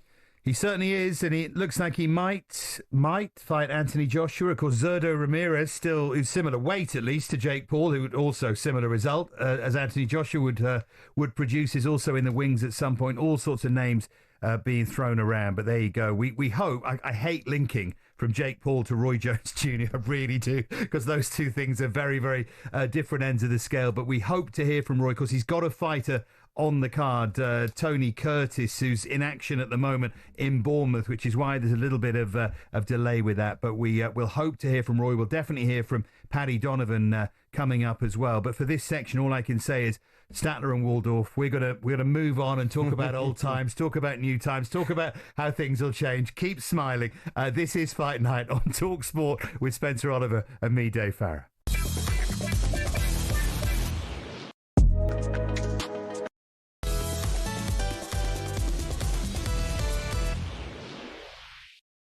Give me love, give me love. This is Fight Night here on talkSPORT with Dave Farrar and with Spencer Oliver. Plenty of action to come, of course. We've got that fight, Garner, Bellotti. We'll keep you right across that. We'll have Paddy Donovan as well. But last Saturday night, in terms of combat sports, Spencer, was so special. Not just boxing, but we had Max Holloway, Dustin Poirier in UFC. Of course, two absolute legends fighting for the third time. Unbelievably, PFL decided to have a big night as well. Costello Van Steenis upset Johnny Eblen, which was an extraordinary result. We, of course, had Usyk and Dubois, and we had one of the biggest stars of boxing in the last 50 years, let alone 30 years, Manny Pacquiao, returning at the age of 46 to fight Mario Barrios. People were worried about his health. and we're going to get Spencer's view, which is an interesting one, on that result. But first to the World Match Play Darts semi-finals in Blackpool. Hold on for Spencer's thoughts. We'll be over now to Mark Wilson, who's there for talkSPORT.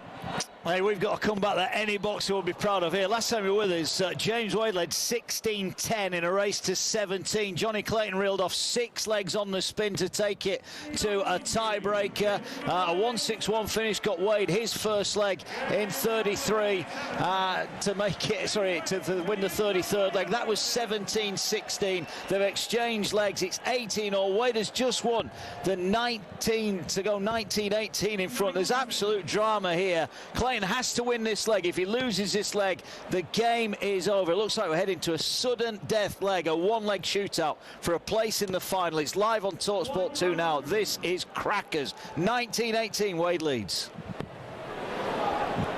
Wow, 19-18. It sounds like madness for Mark, and of course he'll bring us up to date with how all of that ends up. I was talking about Manny Pacquiao against Mario Barrios. At the age of 46, I wouldn't say no one gave him a chance, because if there was a champion to take on, it was Barrios. But did you think he was robbed? Because there was a feeling he might have nicked the fight. Robbery's too strong, isn't it, Smith? Just get that word out of the way. We used the Q word earlier and said that's not right. The R word's not right in this case, is it? No, it's not right in this case. And I'll tell you why a lot of people felt that he was robbed here. And I understand this totally. Just one thing, in case people don't know. Sorry to interrupt. Majority draw, by the way. He didn't lose the fight. Majority draw, so Barrios kept his title. Sorry, carry on. But a lot of people felt that he was very unlucky, very unfortunate not to get the decision. And I'll tell you why they were swayed like this. I'll tell you why they sort of brought into this. Because I looked at it the first time and I thought, no, he's done it. He's won. That was terrible. He was robbed. I use the word. He was robbed. I rewatched it and I broke it down again. And once you know the result and it's in a majority draw, you look at it again. You go, well, I can see that being a draw now. And I still thought he was a little unlucky. I still felt that, the boxing gods weren't with him and it could have gone his way. And the reason that people brought into the fact that he was robbed, the word that a lot of people would use, and it was a disgusting decision, was because of how well he done. Before this fight, Dave, I think yourself included, we were all looking again, 46 years of age, the career he had, the last fight he had, was over 6 years ago against Usyk, and you looked at that and he looked a shell of his former self. I don't want to see Manny Pacquiao back in the ring, not at 46 years of age. He's had a hard fight, those fights with Marquez and fights, that he's had with Barrios and all those fights. You do not want to see him in the ring again, for the health and safety of the sport. The sport will go into disrepute if something, God forbid, happens. And he delivered. And he was getting in there. And you looked at Barrios, who was stalking forward. And I was very underwhelmed by his performance, disappointed by his performance. And you looked at it and you go, like, any 147 fighter, and we'll get into this in a moment about Conor Benn and those sort of people. But yeah, looking at that, I think that you sort of like brought into Pacquiao maybe doing better than what we originally thought because of how close he pushed him and how well that he'd done. And he got the draw and, I would just like to see him sail off into the sunset now. So, look, you still proved yourself. You got a draw against the current WBC welterweight champion. Brilliant. But does that now, lead him to wanting bigger fights, better fights, and, maybe fighting someone you don't want to see him in with? I hope not, because he's an idol of mine. I think what he's achieved, 8-weight world champion, has been phenomenal. And everyone wants to remember Manny Pacquiao like that. And now going out the way that he did against, his opponent this time, you look at it and go, come on, enough's enough. Barrios, you pushed him. You was unlucky not to get it, but I don't want to see it again. Spencer, more on that in a moment, but back to the darts to Mark.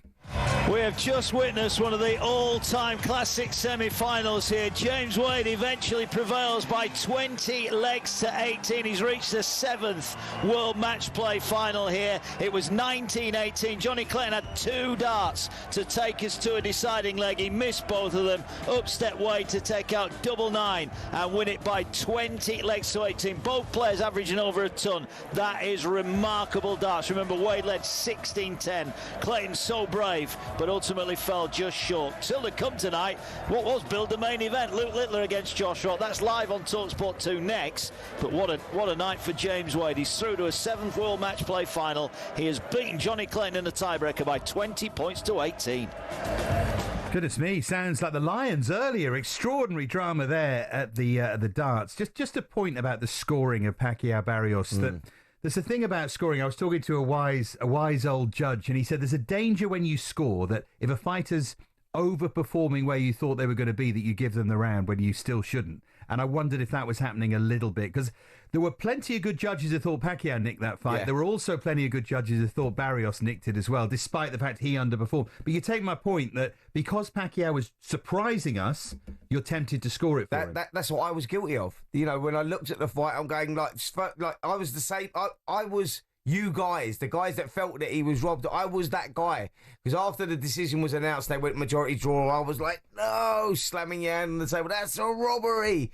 But then it was. It's like when the rounds are going close, you're going, he's nicked it. He's got it. Because you're sort of like now, you know, this is the guy that's, you know, been one of the modern day greats who shouldn't be in the ring at 46, shouldn't be there. And we're all worried for his health. And all of a sudden, he's on the verge of winning a world title. So the rounds that were going close, we were all guilty of going and leaning towards Manny Pacquiao. But I think if you re-watch it and you look at it again, now sort of delete all that from the brain, now you've processed it all and have a look at it again, you go, it was a close fight. Yes, he could have won, for sure. He could have won, but the draw, well, I can see that. Yeah, absolutely. We'll see what's next. Just quickly, what would you want to be next? Do you want him to walk away into the sunset? People, of course, are talking about Mayweather again, which was 10 years ago, and even that felt like they were past it, frankly, didn't it? We don't want to see that, do we? No, of course we don't. I mean, look, they've both been great fighters, you know, pound for pound stars and modern day greats, and they'll be remembered for, you know, for years and years to come. I don't need to see that again. I've got no appetite for that. You know, seeing Manny Pacquiao, Floyd Mayweather just doesn't wet my whistle at all. I think there's bigger fights, better fights out there right now, and that's one that I don't want to see. And the other thing that was sad about Pacquiao, brilliantly though he did, really, compared to what everyone expected, when you think about, you know, the buzzsaw that he was against De La Hoya, for example, you know, of course, none of that's left. No, of course not. He was using ring smarts, wasn't he, really? Absolutely, you know, and he was, that's exactly what he was doing. He looked a shell of his former self still. And I was just very disappointed in Mario Barrios.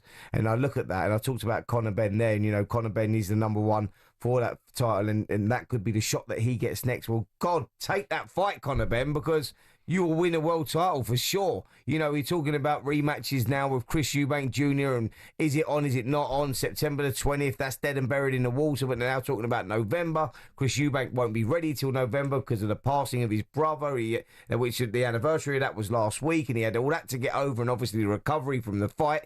Eubank was never fighting until November. Now that may have come alive again. They're talking about possibly even January, February time. I think Turkey Al-Sheikh has tweeted saying the fight could still happen and go back there. But now, look, after looking at that performance from Barrios, Conor Benn, go box for the WBC world title. Do what you should do. We're talking about legacy here. Follow your dad's shoes, you know, like go and win that title against someone like Mario Barrios, because that title is there to be won for sure. Yeah, it feels like it could be on, doesn't it? The thing about Ben Eubank too, by the way, that fight's always sellable. Doesn't really matter what they do in the meantime, does it? They can go off and have their own careers. That fight is always there as a big, big seller for them. Yeah, absolutely. I think the worry is that Chris Eubank Jr. is now very much in the twilight of his career, and he may have one fight left, you know, possibly two fights left, because he's at that age, 35 years of age. He's had a long career, a hard career, and they may feel that that's the timing is now. But I spoke to Chris Eubank's team, and you know, they're saying, look, we do it on our terms. Chris is not ready for September. We will be ready in November. We put a December in there as a date as well. And if they want to take it, then we're the A side. We won the fight. And it's there for Conor if he wants it. But after looking at that Mario Barrios performance, you go, right, Conor, there's another opportunity here, another part for you to take, mate, against Barrios. And you're going to get a lot of credibility from doing that as opposed to going into the rematch with Eubank. Oh, by the way, I want to see that fight because it's one of the best fights I've seen on British shores for many, many years. That 12th round, you got to give both fighters credit for that. It lived far beyond any expectation that we thought it was going to be. You know, when you talk about their fathers and the legacies that they had and the feuds and the rivalry that them two had, them two delivered on there, and that fight was equal to the Eubank Senior and Nigel Mendes. Yeah, it was a tremendous fight. The other thing about Eubank, he's always been his own boss with sub. He's always gone his own way. Turned down the rematch with Saunders, didn't he? And Golovkin fight as well, reportedly. So he'll do what's right for him, whether it's Canelo, Shiraz, maybe, as you say, that ride off into the sunset fight. It might be that next year, mightn't it? But you know he'll do what's right for him. Absolutely. And I respect Chris. I like him. I like what he stands for, you know. He's always sort of been his own man and his own driving force. And yeah, I appreciate that. And good luck to whatever he chooses to do. I know, look, we're going to see him in the ring for sure again. Will it be Conor Benn? Will he chase the world title dreams? we'll have to wait and see. We will. Just one final thing before we head for a break, and Paddy Donovan coming up after that. Just to wind Spencer up. You probably know this already, but you know Barrios won all 3 of the final rounds on all 3 judges' scorecards. It was there for Pacquiao. Yeah, it was there, mate. All he needed to do. Yeah, it was there. One of those final 3. One of 10, 11, 12. He's a world champion. Crazy, isn't it? It's incredible. Absolutely crazy. But although credit to Barrios for doing that, whether you think he did that or not, but he did come on stronger. And he probably he did, but he did what he had to do in the end, to keep his title. That's the counter argument, isn't it? I think there's a real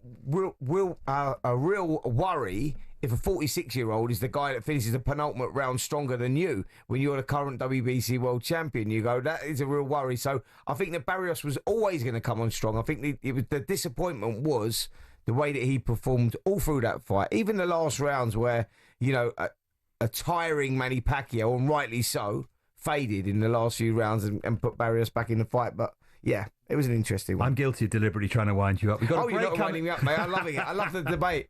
We've got a break, and Paddy Donovan's coming up after a break. This is Fight Night here on talkSPORT.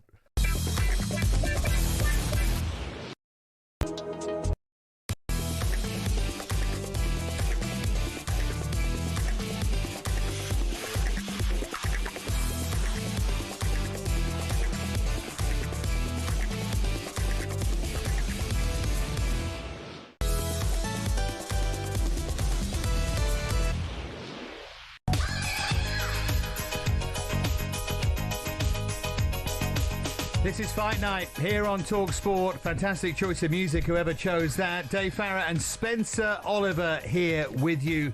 Plenty of debate tonight. We've crossed over all sorts, haven't we? We even talked about Joshua and Jake Paul. We talked about Alexander Usyk. Sublime to the ridiculous. I think it's back to the sublime in a few moments' time. We're going to be talking to Paddy Donovan. Enjoying things so far, Spencer? I'm loving it so far. We've been taking trips down memory lane as well. Paul Hodgkinson even coming to the conversation. How did we go there? How did we get there? I don't know. You're absolutely right. Yeah, we tend to roll back the years when we talk, don't we, about boxing? We bored our producer Ed at those Olympic Games. Do you remember that when we gave him a list of things to watch on YouTube? I'm not sure he's watched any of them, but we gave him a list of fights. You even came up with Ron Lyle earlier on. Absolutely. We were doing that all the way through the Olympics. Absolutely love that. That's why we won an award out there, mate, just to let people know, just to remind people. Nice. Award-winning coverage of the boxing out in the Olympics. Nice of you to mention it. Anyway, enough of that. More than awards, hopefully, coming the way of Paddy Donovan, who joins us on Fight Night now. Paddy, great to hear from you, and thanks so much for taking the time to join us as well. And I bet you are super motivated for September after what went on earlier in the year. That's an understatement, isn't it? Hello, fellas. Good to be on your show again. Very excited. Massive fight, one of the biggest in Irish history, and just delighted to be a part of it. Yeah, it is a huge fight, Paddy, and I think that you get these fights and they become even bigger than the original ones when the controversy surrounding the first one. We go back to, Froch Groves and the controversy that happened in that fight, that brought it to the stadiums, and we got that huge stadium fight. And it's very similar to you guys here. We got the vacant IBF world title on the line as well, which is fantastic. But I want to talk about that first fight, mate. You was dominating that fight and you was very much in control. He was cut over both eyes. He was badly hurt. He'd been down. But you'd had a point deducted. I think it was in the 6th round, hadn't it? And then again in the 8th round for a use of heads. By the way, I thought that was a little harsh on you as well because, look, I'm an ex-fighter, so I understand that it's the hurt business. And when fights are getting rough, it wasn't intentional. It didn't look intentional to me. And, some refs see it differently. And I thought that was quite harsh on you. But he was on the brink of victory. You hit him with a shot and he was totally gone. And you followed up. Now, what I want to ask you, and I want you to explain actually, because I understand this, but a lot of listeners or a lot of people that are watching us on YouTube now won't understand this. The shot landed after the bell, granted, right? But when you, as a fighter, when you're there and you're in the moment and he's on his way out and he's finished, right? Because we know when a guy's gone, you got to land the shot. You threw the hook and mid-delivery, the bell went. I know as a fighter, that's very difficult to stop that punch from landing still because of the momentum that you've got on the punch. It's very difficult to to pull that shot back. Talk us through that moment, mate. Explain what was going through your head. Did you hear the bell before the shot connected? Yeah, let's just say from the start of the fight up to the 8th round, I felt in control every single round. Game plan with Andy was working perfectly. Obviously, up to the point deduction, the fight kind of changed a little bit, kind of changed my mood into more of an aggression.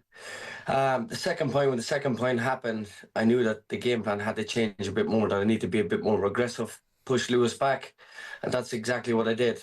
Landing the uppercut, dropping Lewis, being in that moment of, how can I explain, just so much energized, so much positive feelings going through my body, ready, knowing that Lewis was in serious trouble and going for the finish. So obviously going in for the kill, didn't hear the bell at all. Crowd was electric, went for the finish, and as I said, the punch was thrown. You could see just I just pulled back out of the way from the last second when the bell went, and the fight had ended. To be honest, I thought I won the fight when it happened. But yeah, look, it was a crazy, crazy event. Now, everything you've described there, apart from the actual way it finished, Paddy, surely is motivation for the second fight, isn't it? You were dominating, you were in control, you were looking good. That must fuel you for September. Yeah, look, Andy has built up a reputation of guiding fighters with a broken wing, and at this stage of my career, it's not that I have a broken wing, but I feel like after the last fight, the things we've been working on in the gym, the motivation that I've got from that contest, and yeah, we're just going to put it all together. We're going to just enjoy the moment, and we're going to become a world champion. Explain to us what it's like being in the gym there with Andy. He's got great momentum at the moment, brilliant fighters around him as well. What's it like being in the gym, in and around, some of the fighters? Yeah, look, we have probably one of the best stables in the world right now. Ben Whittaker, Joseph Parker, Hamza Shiraz, and myself. So a lot of different fighters, but all extremely talented in their own ways, and guided by one of the best coaches on the planet, Andy Lee.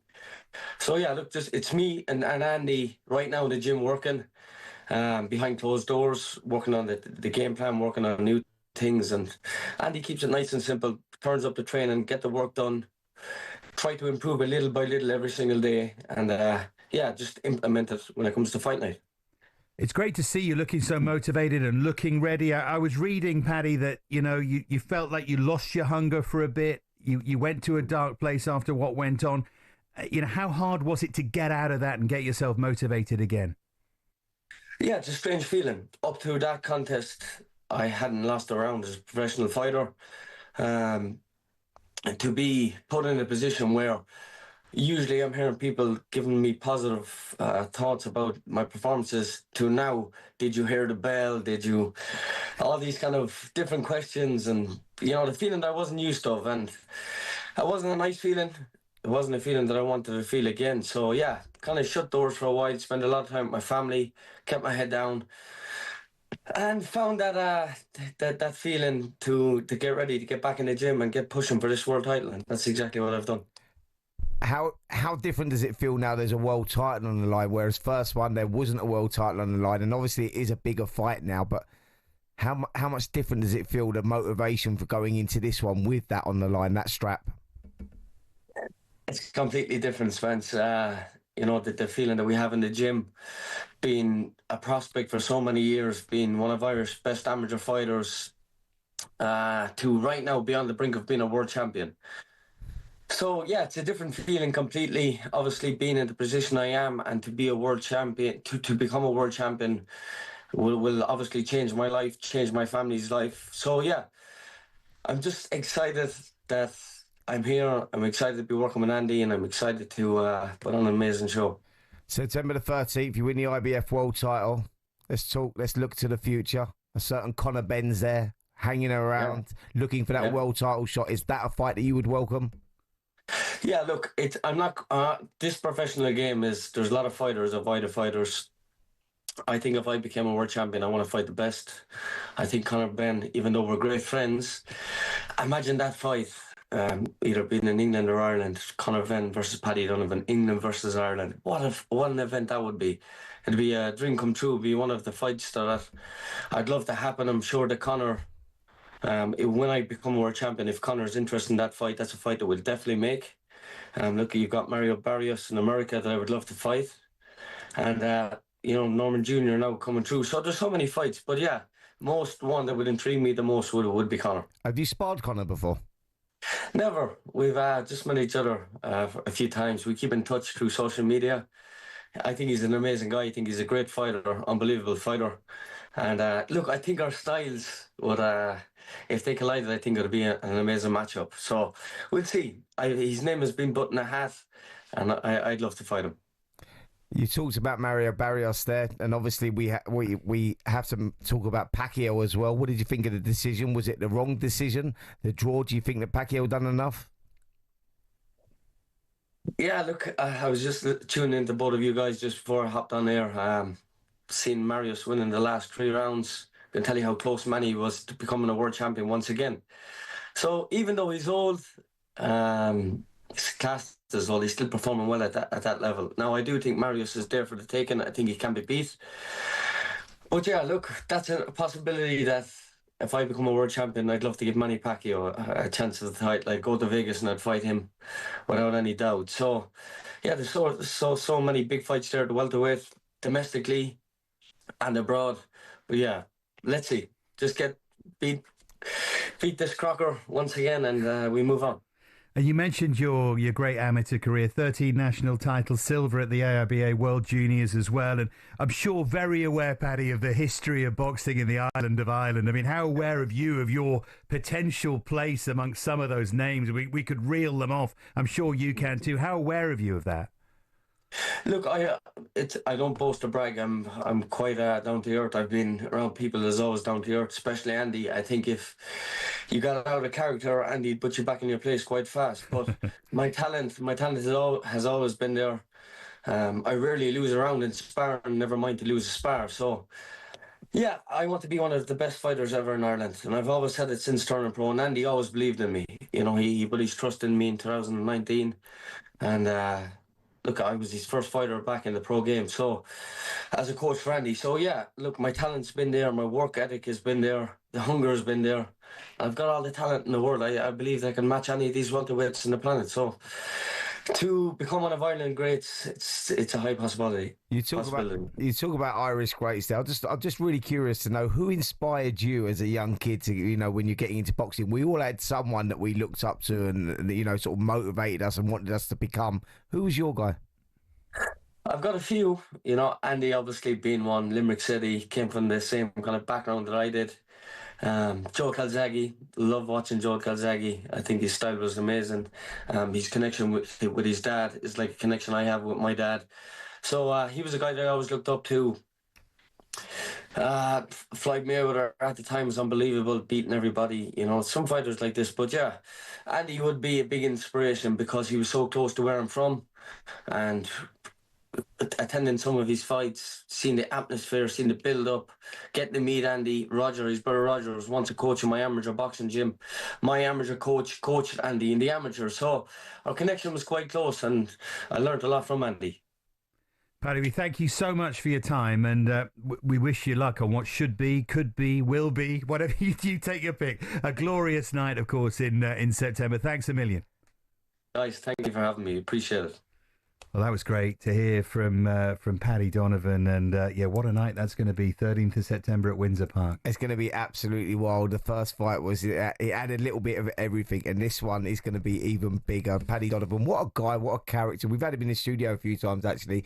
Lovely guy, very, very infectious guy, and yeah, we wish him all the luck. Yeah, we really do, and we wish Lewis Crocker luck as well. Absolutely, a great guy as well. Can't help but think about, you know, where he was born, Paddy Donovan, place called Ennis. Who knows what lies ahead? Anyway, this is Fight Night here on talkSPORT.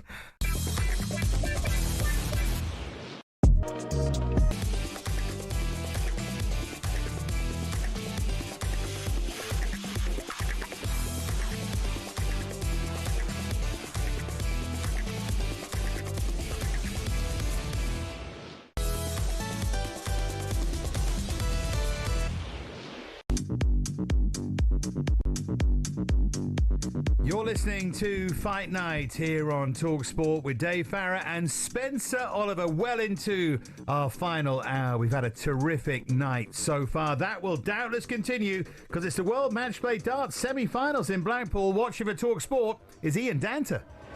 Well, Dave, we are just getting our breath back here, having seen an epic first semi-final that James Wade, the Machine, just got over the line, edging out Johnny Clayton in a tie-break. It looked like it was going to go to 19 legs apiece and go to a sudden death leg after Johnny Clayton had won 6 legs in a row to get back level with the Machine when it looked like Wade was going to get through. But eventually, 2018, the final leg score in Wade's favour. So he's through to his 7th World Match Play final. He's only won it once, and that was back in 2007. We thought that was enough, but now Josh Rock and Luke Littler are up there. The World Cup winner for Northern Ireland against the world champion, and Josh Rock raced into a 5-0 lead in the first mini session. But not only did Littler win the next session by 3-2, but he's popped in a 9-darter.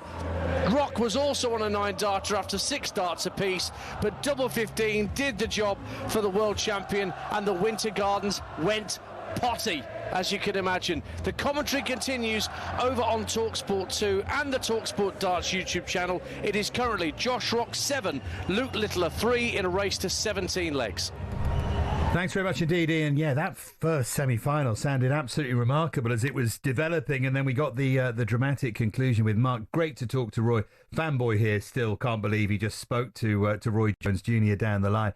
And it was interesting to hear what he had to say about AJ and Jake Paul as well. Thought it would be a good thing for boxing. I told you, Roy's very open like that. Like, you think a guy with his legacy, what he's achieved, middleweight champion, like heavyweight champion, back down again.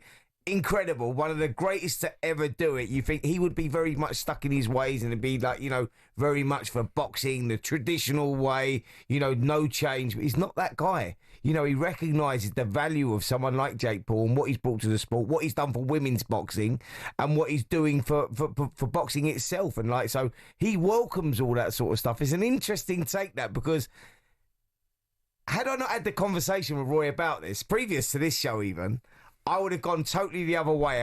I would have bet a lot of money on Roy not being a fan of that. But yeah, he opened my eyes to the way that he thinks about it, and he sort of got a valid point on it. Yeah, just one thing as well to take from that, because we spoke to Paddy Donovan, who of course was great. It was great to talk to him. When I asked him about Montel Griffin, about the DQ, and then he put it right the same year, it was quick, I think it was March and August. Yeah. Do you see the look in his eyes when he said things about me, he said things about my family? Could you imagine standing across from him? Not only the very, very best at the time, pound for pound, but also with that look in his eye. Goodness me. Oh, man. And do you know what? When you talked about that victory over James Toney, which was arguably his greatest performance, the way he dealt with a guy that was pound for pound the number 1 in the world at the time, James lights out Toney. A defensive genius as well, man. To break him down. Come on, that fight. Anyone again, I'm harping on it. If you're doing what I'm saying, going on YouTube, you're going to be on YouTube for a long, long time. Go and see it. Roy Jones Jr. versus James Toney, lights out Toney. What a fight. What a performance. You'll recognise the greatness and why we're in awe when we speak to someone like Roy. Yeah, absolutely. And remember as well, as Roy said, when you do sit, because you're gonna get home and watch it tonight or tomorrow. They were the best in the world. They just happened to be at the same weight. They were the best in the world. It was just an incredible, incredible performance. Now then, talking of greats, and we're going to talk more about him in a moment's time, but Josh Taylor joined the boys on Talk Boxing to explain why he's decided to hang up his gloves. It's quite a hurtful one to do, to post, because I still feel I had plenty to give, but at the end of the day, my health is more important than boxing, and I've got a lot of life left to live after boxing, It's due to my health reasons, my eyes, I've had 4 operations in my eyes now, and it's just, I'm playing with my health too much now, and I've got a lot of life to live, I don't want to end up going in boxing. I ended up going to get laser eye surgery in my eyes 2 weeks ago, and I found out that I had retinal tears in my in the retinal tissue. So that was my decision made for me. I'm not willing to play roulette with my health, especially something as precious as my eyesight. So I've got a lot of life to live now. So I'm not willing to play lottery with my health. So Josh Taylor decides to call it a day. I mean, obviously we wish him nothing but good. And by the way, if he wants, he's got a career at this because he's a really, really good talker and an analyst. Who knows, Jim Watt of the future, that kind of thing. But in a way, it's good to see him walk away now. I'm so pleased that he is walking away at this time, and when health over wealth, and fighters must remember that. He's recognised that he's got a problem. There could be something much, much worse if he decides not to hang it up. Look, he's achieved everything a fighter wants to achieve. Undisputed world super lightweight champion. That's not easy to come by. We've not had one of those before. He's the first Scottish guy ever to do that in the four belt era, and you just got to respect it, man. I think that the win over Regis Prograis for me was one of his career best performances at the O2 Arena back in August 2022, I think it was. Something like that. Yeah, and what a performance that was. 2019. 2019. The years are rolling on, They are. Unfortunately, they're rolling on too much. But yeah, what a performance that was. I just remember watching that fight and what the grit, heart, determination both guys showed. I saw them both in the hotel the following morning as well. And boy, they looked like they'd been in a car crash. They delivered. They put it on the line, and he come out victorious that night. Become undisputed champion after 18 fights. Going over to box Jose Carlos Ramirez to win that undisputed world title over on foreign soil, and guess what? No broadcaster picked it up. It was tragic. How could you not see that? And it was one of the best fights that you'll see, and one of the biggest upsets as well, because he was a big underdog going against the unbeaten Ramirez at the time. So yeah, credit where's credit's due. I salute you, Josh Taylor, for a fantastic career and giving us so many memorable nights. And as you know, talking of broadcasters, I'm very much with Channel 5 Boxing all of these years now, and he was with us. We saw him on the way up. It was a tremendously exciting time. I was at his debut, me and Richie Woodall for ITV. It was Carl Frampton against Alejandro Gonzalez Jr., who sadly lost his life very soon after that fight in tragic circumstances in El Paso, in Texas. Me and Richie were there, and Josh Taylor made his debut that night. Now, you know Richie, and Richie does not give much away, and he's a good friend of mine, one of the great people in my life, and he nods sometimes, Richie. He nods with such, so it doesn't do it very often, but he nods and with certainty. I remember he spoke to Josh because he knew him from the amateur setup. We walked past, it was that Don Haskins Centre in El Paso, really. Brilliant. And Frampton fought in the afternoon. Chavez was fighting in the evening. There was this weird split thing going on. And anyway, Richie walked past, spoke to Josh. Well done, son. And Richie, as he walked past, looked at me, nodded and went, good kid. Yeah. You watch him, good kid. And when Richie says good kid, he means good kid. And boy, was he a good kid. Listen, if you know, you know. And Richie's got a great eye for spotting a bit of talent coming through. Don't worry about that. And what a great place Texas, by the way, as well. Don't they host the boxing so well out there? Oh, they do, yeah. It was incredible, yeah. And Chavez Senior was there. It was another night to meet your heroes. It was one of those incredible things. But back to Josh. Where do you think he sits in the pantheon, as it were? I mean, the first place to start is Scottish boxing, isn't it? Second to Ken Buchanan. Would that be fair? With huge respect to others, with names like Jim Watt and Alex Arthur and so on. But second to Buchanan?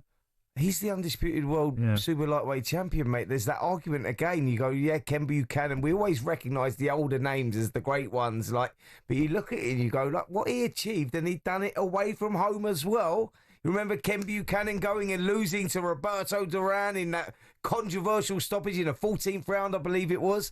You go there and Ken Buchanan give it a great go there, and he was a fantastic world champion and probably one of the best British fighters we've ever had, and certainly one of the best Scottish fighters, if not the best Scottish fighter. But he's put his name in the mix, mate. Josh Taylor, in his day and what he's achieved, fantastic. And yeah, like I say, I love it when someone does something good enough to open up that debate, and that's probably where I'll leave it, because I don't want to disrespect Josh, don't want to disrespect Ken Buchanan, but he's definitely in that argument now. What he is, of course, Ken Buchanan won the title away from home, so people will be screaming that at their radio as well. But and Taylor, in terms of British boxing as well, a massive figure on the way. Victor Postol, great win as well on the way up, and then, as you say, became undisputed. And British boxing will miss him. Of course, the end.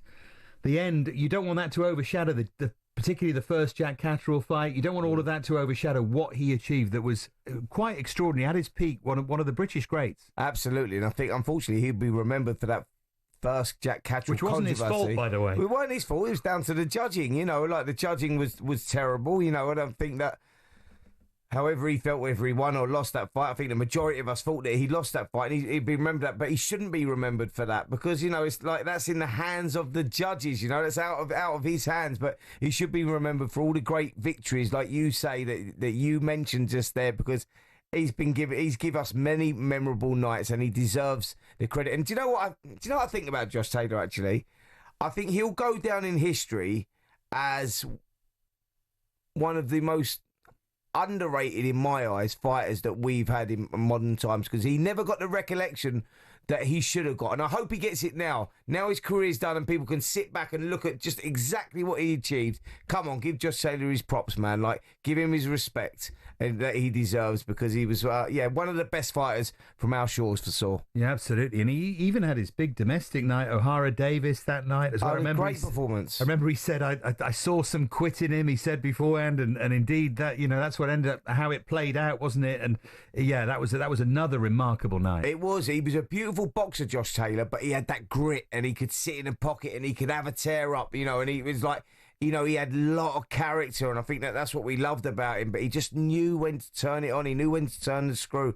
Listen, I really appreciated, what he done in the ring, and he should be remembered for that. Forget the Jack Catterall fight, because it's not his fault, that one, the first fight especially, and that's when it started all going wrong for him, really. But remember what he done before that, what he achieved, and that's how he should be remembered. Absolutely. Terrific fighter, always underrated on the inside as well, the work that he could do there. And we wish him, as we said at the start, nothing but good things. And, I don't want to say in front of Spence, he's got a job being a pundit. But you know what I mean? He's a great talker. He analyses it well. We wish him nothing but good. And if he's listening, absolutely one of the British greats, certainly modern British greats. Much to come here on Fight Night, here on talkSPORT.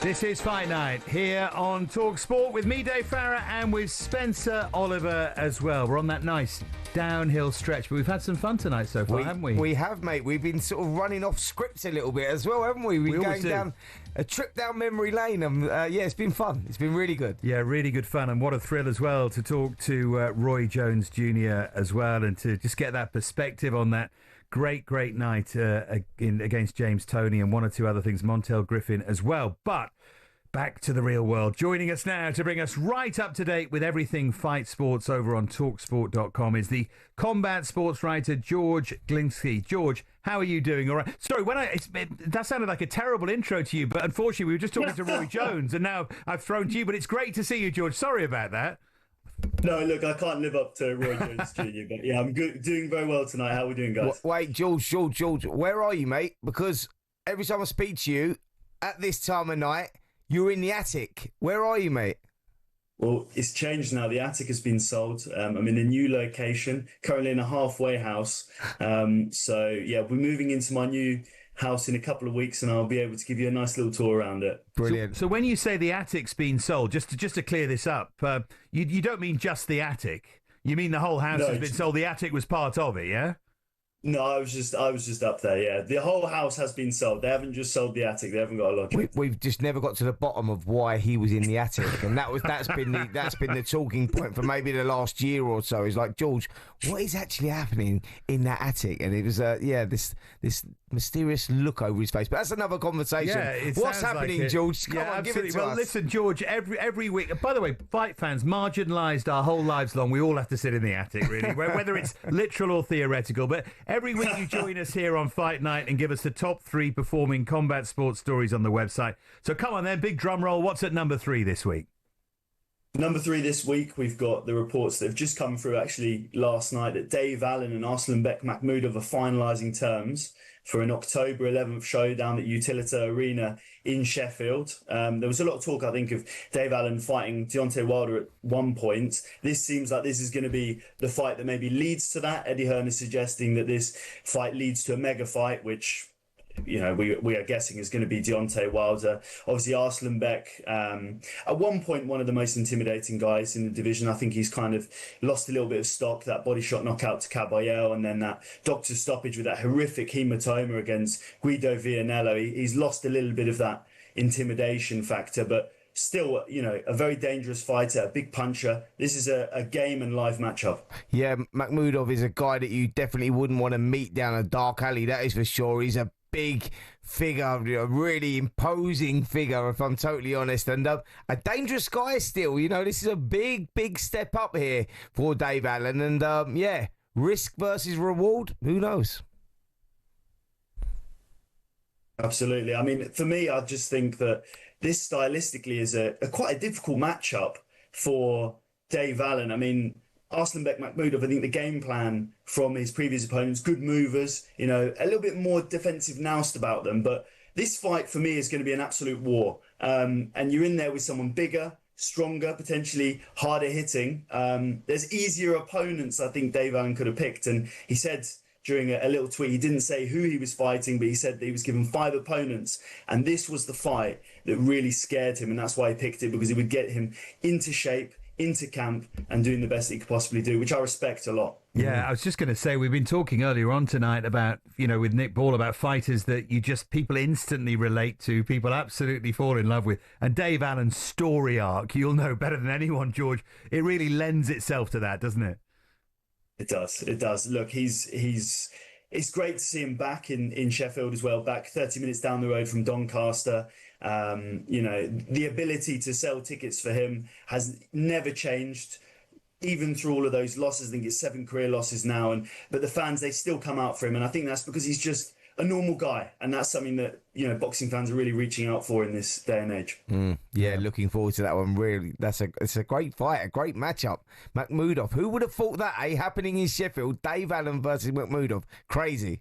Just shows you what a win can do. It totally rejuvenated Dave Allen, and it's great to see. So I'm going to just let you into some detail here now, George. The next story, I know what it is, and I said to Spence and the guys, there's no way you're going to be able to explain this in a minute and a half, 2 minutes. So what else have you got this? I know what's coming, so go on. What else have you got this week? Let's go to number 2, because it's so intricate and nuanced and all of that, but things that are going to change the fight world, aren't they? So try and explain it for us. Yeah, I'm going to do it in the absolute most layman terms I can, because it's a very complex topic. No, I don't blame you. The Muhammad Ali American Revival Act presented to US Congress on Wednesday.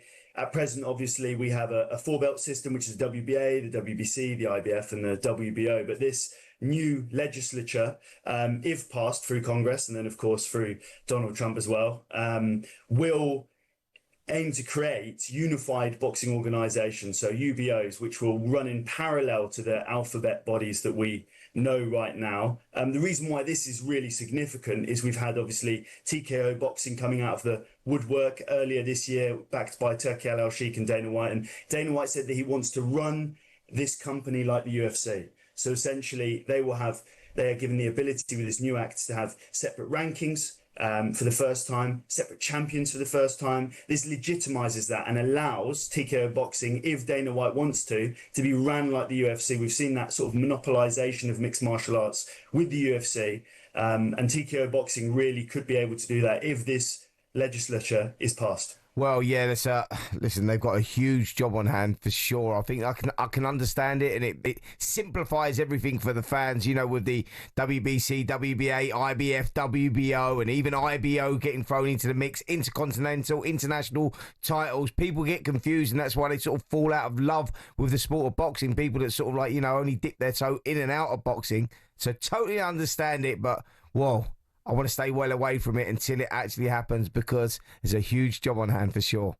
But George, the Ali Act is there to support fighters and protect fighters, isn't it? And that's why this is something that we haven't got time, right? The next sort of couple of minutes. But this is something that's so worrying, isn't it, for fighters' perspective? Yeah, I mean, just in very basic terms, obviously, the Ali Act, it helps with sort of corrupt contracts and stuff like that. That element of it is not going to be changed. It is specifically this element regarding sanctioning bodies. So it could be the end of the 4-belt era. It could add another belt into the mix to make things more complicated. We just have to see how this plays out and whether, of course, it gets passed. And I think on the downside for this, though, I think the complication with this and why the international belts were invented and the intercontinental belts, etc., was about giving other fighters opportunities. They get title fights to box for, and that allowed them TV deals, etc. Take all of that away, and then surely it marginalises the opportunity for fighters. I mean, that's on the flip side, on the downside for the fighters. I mean, look, it's a really complex and difficult topic, and it's something that we're going to have to sit and wait and see what really happens. But as I say, this could make things more complicated. It could turn for the worst, or alternatively, it might not even get passed. So let's see what happens. At this point, it's speculation, but not quite as wide-ranging and potentially as dangerous as people are thinking. As I say, those original points that were put into place to help boxers will still be there. It's just the sanctioning bodies that are changing. Yeah, I might still add the word "yet" to that, but we as I said, we haven't got long enough, and you did a really good job of explaining it. Thank you. What's the top performing combat sports story on talksport.com this week then, George? Go on. Top performing is another recent story coming through. Ryan Garcia and Rolly Romero in advanced talks for their rematch in December. The reason why I think this got so many clicks was Rolly Romero was put forward by Sean Gibbons as the front runner to fight Pacquiao, Manny Pacquiao. Of course, Sean Gibbons, a long-time advisor of Manny Pacquiao.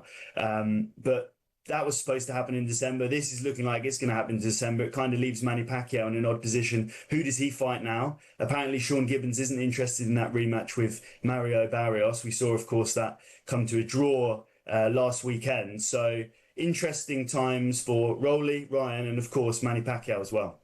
Yeah, absolutely. And what should we keep an eye out for next week on talksport.com? Doubtless, loads of things already in the pipeline. Yeah, we've got a couple of stories with Butterbean. We've done an exclusive with Butterbean. Obviously, Eric Esch, the lovable character. We've got some good stuff with him about his fight with Larry Holmes, hardest hitters, toughest opponents. Lots of really good stuff to dig your teeth into. The one-round world champion, the most dangerous man for one round, Eric Butterbean. Brilliant. Eric Esch. I never thought we were going to go from Roy Jones somehow to Butterbean on the same show. George, next time we see you, you may be in your attic, but you've done a very good job from the broom cupboard, so we appreciate that. We look forward to hearing so much more from you, but thank you so much for your time. Thank you so much. George Glinsky there. Don't forget to keep up with all of the latest fight news. You can head to talksport.com, and we can head now to the darts, to the semi-finals in Blackpool, and to Ian Danter. Well, what a comeback from Luke Littler in the second semi-final. If you remember in my last report, he was 5-0 down to Josh Rock of Northern Ireland, the World Cup winner, after the first mini-session. But he started his comeback, including a sensational 9-dart finish, the 10th that we've seen at the Winter Gardens in Blackpool over the years, and the first this year. And now, as we start the final session of darts in a race to 17, Littler now leads 11-9 against Josh Rock. It's a brilliant comeback from the world champion, showing great reserves of courage and strength. But Rock isn't out of this by any stretch of the imagination. And if you want to join in with the commentary of this game, you can go to talkSPORT 2, or you can go to the talkSPORT Darts YouTube channel. The winner of this will face James Wade in tomorrow night's final live on talkSPORT 2. He won a thrilling match 2018 to get through against Johnny Clayton, the Ferret, in the first semi-final tonight. Darts on the radio, it works. Check out talkSPORT 2 to the climax of Littler versus Rock.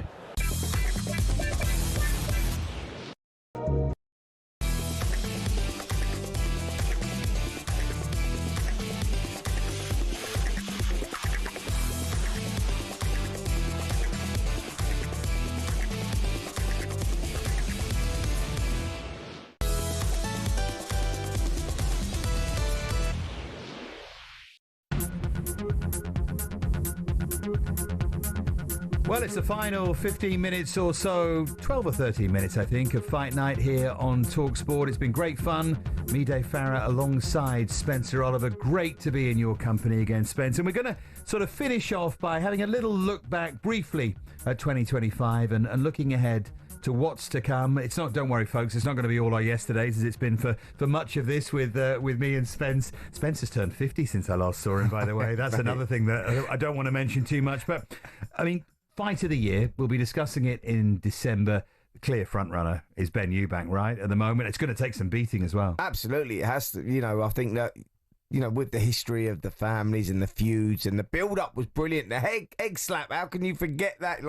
You looked at all of that and you thought, is the fight going to deliver? Will it be any good? Yeah, I think it's going to be a pretty decent contest. And you go, it was right up there for me. We had the drama, Eubank getting hurt early in the fight and then rallying back after round 9. I remember sitting at ringside. We were obviously commentating on the fight. And I remember looking at Eubank, and I'm thinking, he's nearly done here. I can see, I know the mannerisms of a fighter. You know, you can tell, and you're looking, thinking, I don't think he's got a lot left. He looks like he's punching through treacle.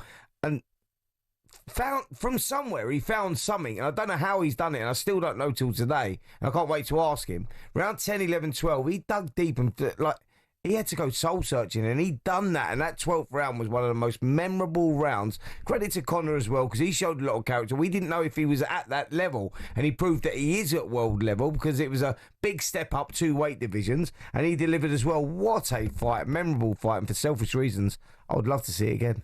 Yeah, not just at that level, but as you pointed out, at that weight as well. It was an extraordinary performance from him, albeit one in defeat. We should mention, just looking back, it's not been a stellar start, actually, first half of 2025, but Beterbiev Bivol 2 for the purists was, what a display from Dimitri Bivol. Insane. The first fight was, we thought, can they match the second time around? There's never normally the same, because the fighters they have that data on each other and they work things out, and one's a little bit too cagey, but the second one was equally as good as the first. But what we saw there was Dimitri Bivol made those slight adjustments, and that's what won him the fight. And he showed that actually he could outfight the fighter at times. And brilliant performance by Dimitri Bivol. And let's hope we do get that third. We want to see that third, and we want to see it very, very soon. Well, they're talking, aren't they, now that the third could be in Russia? Yeah, they're saying, and in a way that's a shame, if they take it away from where it was. But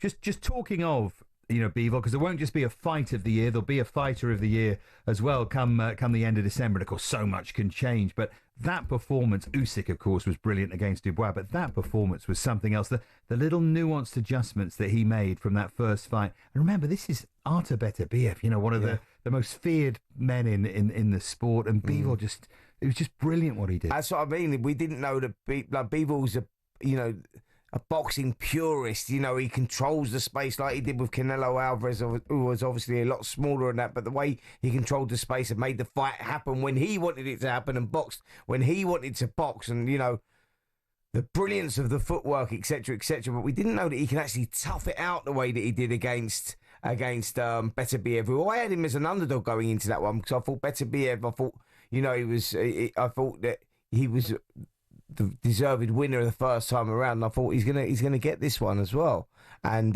it didn't go his way. It was a memorable performance. I can't wait to see the trilogy. Yeah. That's one I'm really looking forward to. That's going to be the question at his age now.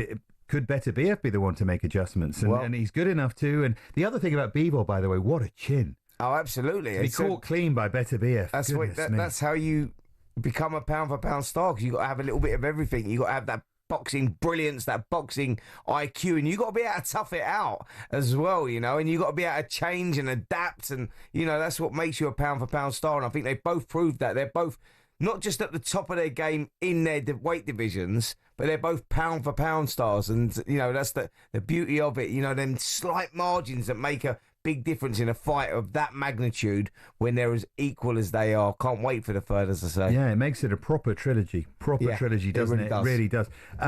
So what potentially lies in front of us? We should mention, by the way, Fisher against Allen and other fights that you could just throw into that fight of the year conversation. The only problem is I think we've got such a clear leader in Ben Eubank. There's not much point discussing to this point. Let's see how we get on with Canelo and Crawford. Up to this point, though, Ben Eubank's a clear leader, isn't it? There's no point talking about anything else.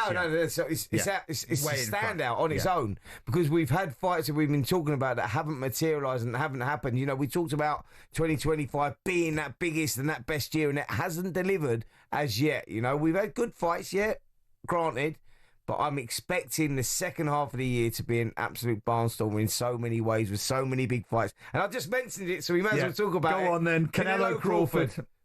I believe Crawford wins. I knew you were going to say that. I believe Crawford wins. And there's something inside me that says this guy is good enough. Sometimes in generations, in eras, you get fighters that come along that are special. This kid is special. He's a 4-weight world champion, moving up from lightweight up to welterweight. Now looking to jump up to super middleweight and do the unthinkable by beating the dominant Canelo Alvarez. And I believe he's got the tools to do that. I think he's got the boxing IQ, he's got the punch power, he's got the toughness, he's got it all. I'll tell you where I'm going to go with this, Dave. I'm going to do this, and I'll probably get a few people screaming at the radio for this as well. If you compare him to any welterweight in history, I put him up there with any of them. And that's including your likes of Sugar Ray Leonard when he was a welterweight, Tommy Hearns, you know, when that memorable fight that they had, Sugar Ray Leonard coming from behind, stopping Tommy Hearns in that 14th round, you know, when they had 15 rounds, going back then, you know, Aaron Pryor, all those guys, even dare I say, a Floyd Mayweather at welterweight, I put him up there with all of them. He's in that argument, if not one of the greatest welterweight of all time. We'll find that out if he delivers against Canelo Alvarez. But he'll go down as an all-time great for sure. I'm not going to dispute that he's going to go down as an all-time great at welter. I'm not going to dispute. I might dispute a couple of things you just said, but I get your point. No, I'm saying it's an argument. I get it. But one thing I'm going to say is he's not fighting him at welterweight, and that is the point, isn't it? Yeah, against Canelo. I know you know right. that. I'm just wondering. No. But that's the point, isn't it? An all-time great at welterweight, but can he do it? You really think he can? Well, that's why I think he goes down as an all-time great fighter. Is what I'm saying. That's what I'm saying. He's got a chance here. He's got a shot, and he's took that chance and that shot, and he truly believes in himself. And I think he's got the tools to do it. Imagine beating Canelo Alvarez at super middleweight. It's unthinkable. No, it'd be extraordinary. You have to go down as an all-time great. Forget weight divisions, an all-time great. And I think that he's going to do that. I think he's going to shock the world in September. The amazing thing is, I was lucky enough to be there the night he beat Spence, and I went as a fan. And when he beat Spence, that was a monumental win for Crawford. Monumental win. This would be something else. Dave, when he boxed Errol Spence, that was a 50-50 fight. Going into that one, there was a divide, a split, and he went in there and he made a pound-for-pound star look very, very ordinary. And that's what made it for me. That's what sold it for me with Terence Crawford. That fight there, forget all the rest of his career. I've always thought he was a great fighter, but I didn't think he was an all-time great. After the performance against Errol Spence, I went, you're going to go down in the history book, son, without a doubt. Boxing history is littered with fighters who find a way. Find a way because of their brilliance, and maybe Crawford. He always has found a way. Maybe he's the guy. Maybe he's going to beat Canelo September the 13th in Las Vegas. Another date to point you to, another fight to point you to. This isn't the same level, although one of the fighters might end up there, of course. The much avoided by Canelo, David Benavidez fighting Anthony Yarde. That was one of those matches that almost came out of nowhere, but what a fight that's going to be. I love that. You know, Anthony Yarde's been craving these fights, and a lot of people think that he's running away from fights or outpricing himself in fights. He's not. He's taking control of his own career. He's made good decisions, and he's made good money.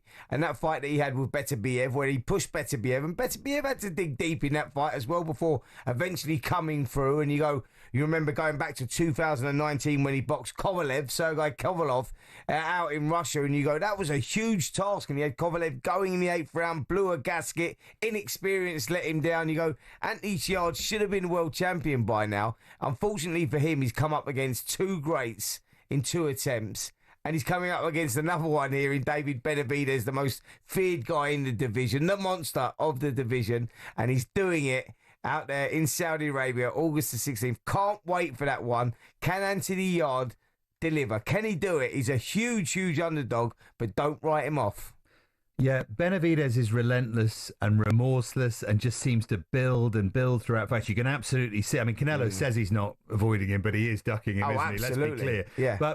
But that's what he's got. How does Yarde deal with that? He's got to somehow get his respect. He's got to hurt Benavidez, hasn't he? That's his weapon, isn't it? Yeah, Yarde has that firepower, and he has to meet fire with fire here. You know, look, Yarde, he's got a good boxing IQ as well. He's not just reckless. He can pick his shots and pick his timing, and he'll have to do that. You know, he's going to be some tough times in there, and he's got to go and meet fire with fire and beat Benavidez at what he does best. Benavidez likes to fight as well, and when you take a fight to someone, you're giving your opponent opportunity, and that's all he needs is opportunity, because like I say, he's got the punch power to be able to take someone out. As I say, he's a huge underdog, but with styles, that gives opportunity, and I think that we're going to get that. Can't wait. Cannot wait for all of the way that it's going to develop for the rest of 2025. It's going to be terrific. Spence, thank you so much for your time. What a pleasure it's been, it's been great. Back together again. It's been absolutely terrific. Go on, carry on. I can't believe it's 3 hours is up already. I looked up at the clock and it was like 10:30. We started at 8 o'clock and I'm like, what? I'm just getting going here. There's more subjects to talk about, but we'll save it for another time. We will. We can sit and talk about boxing all night, folks.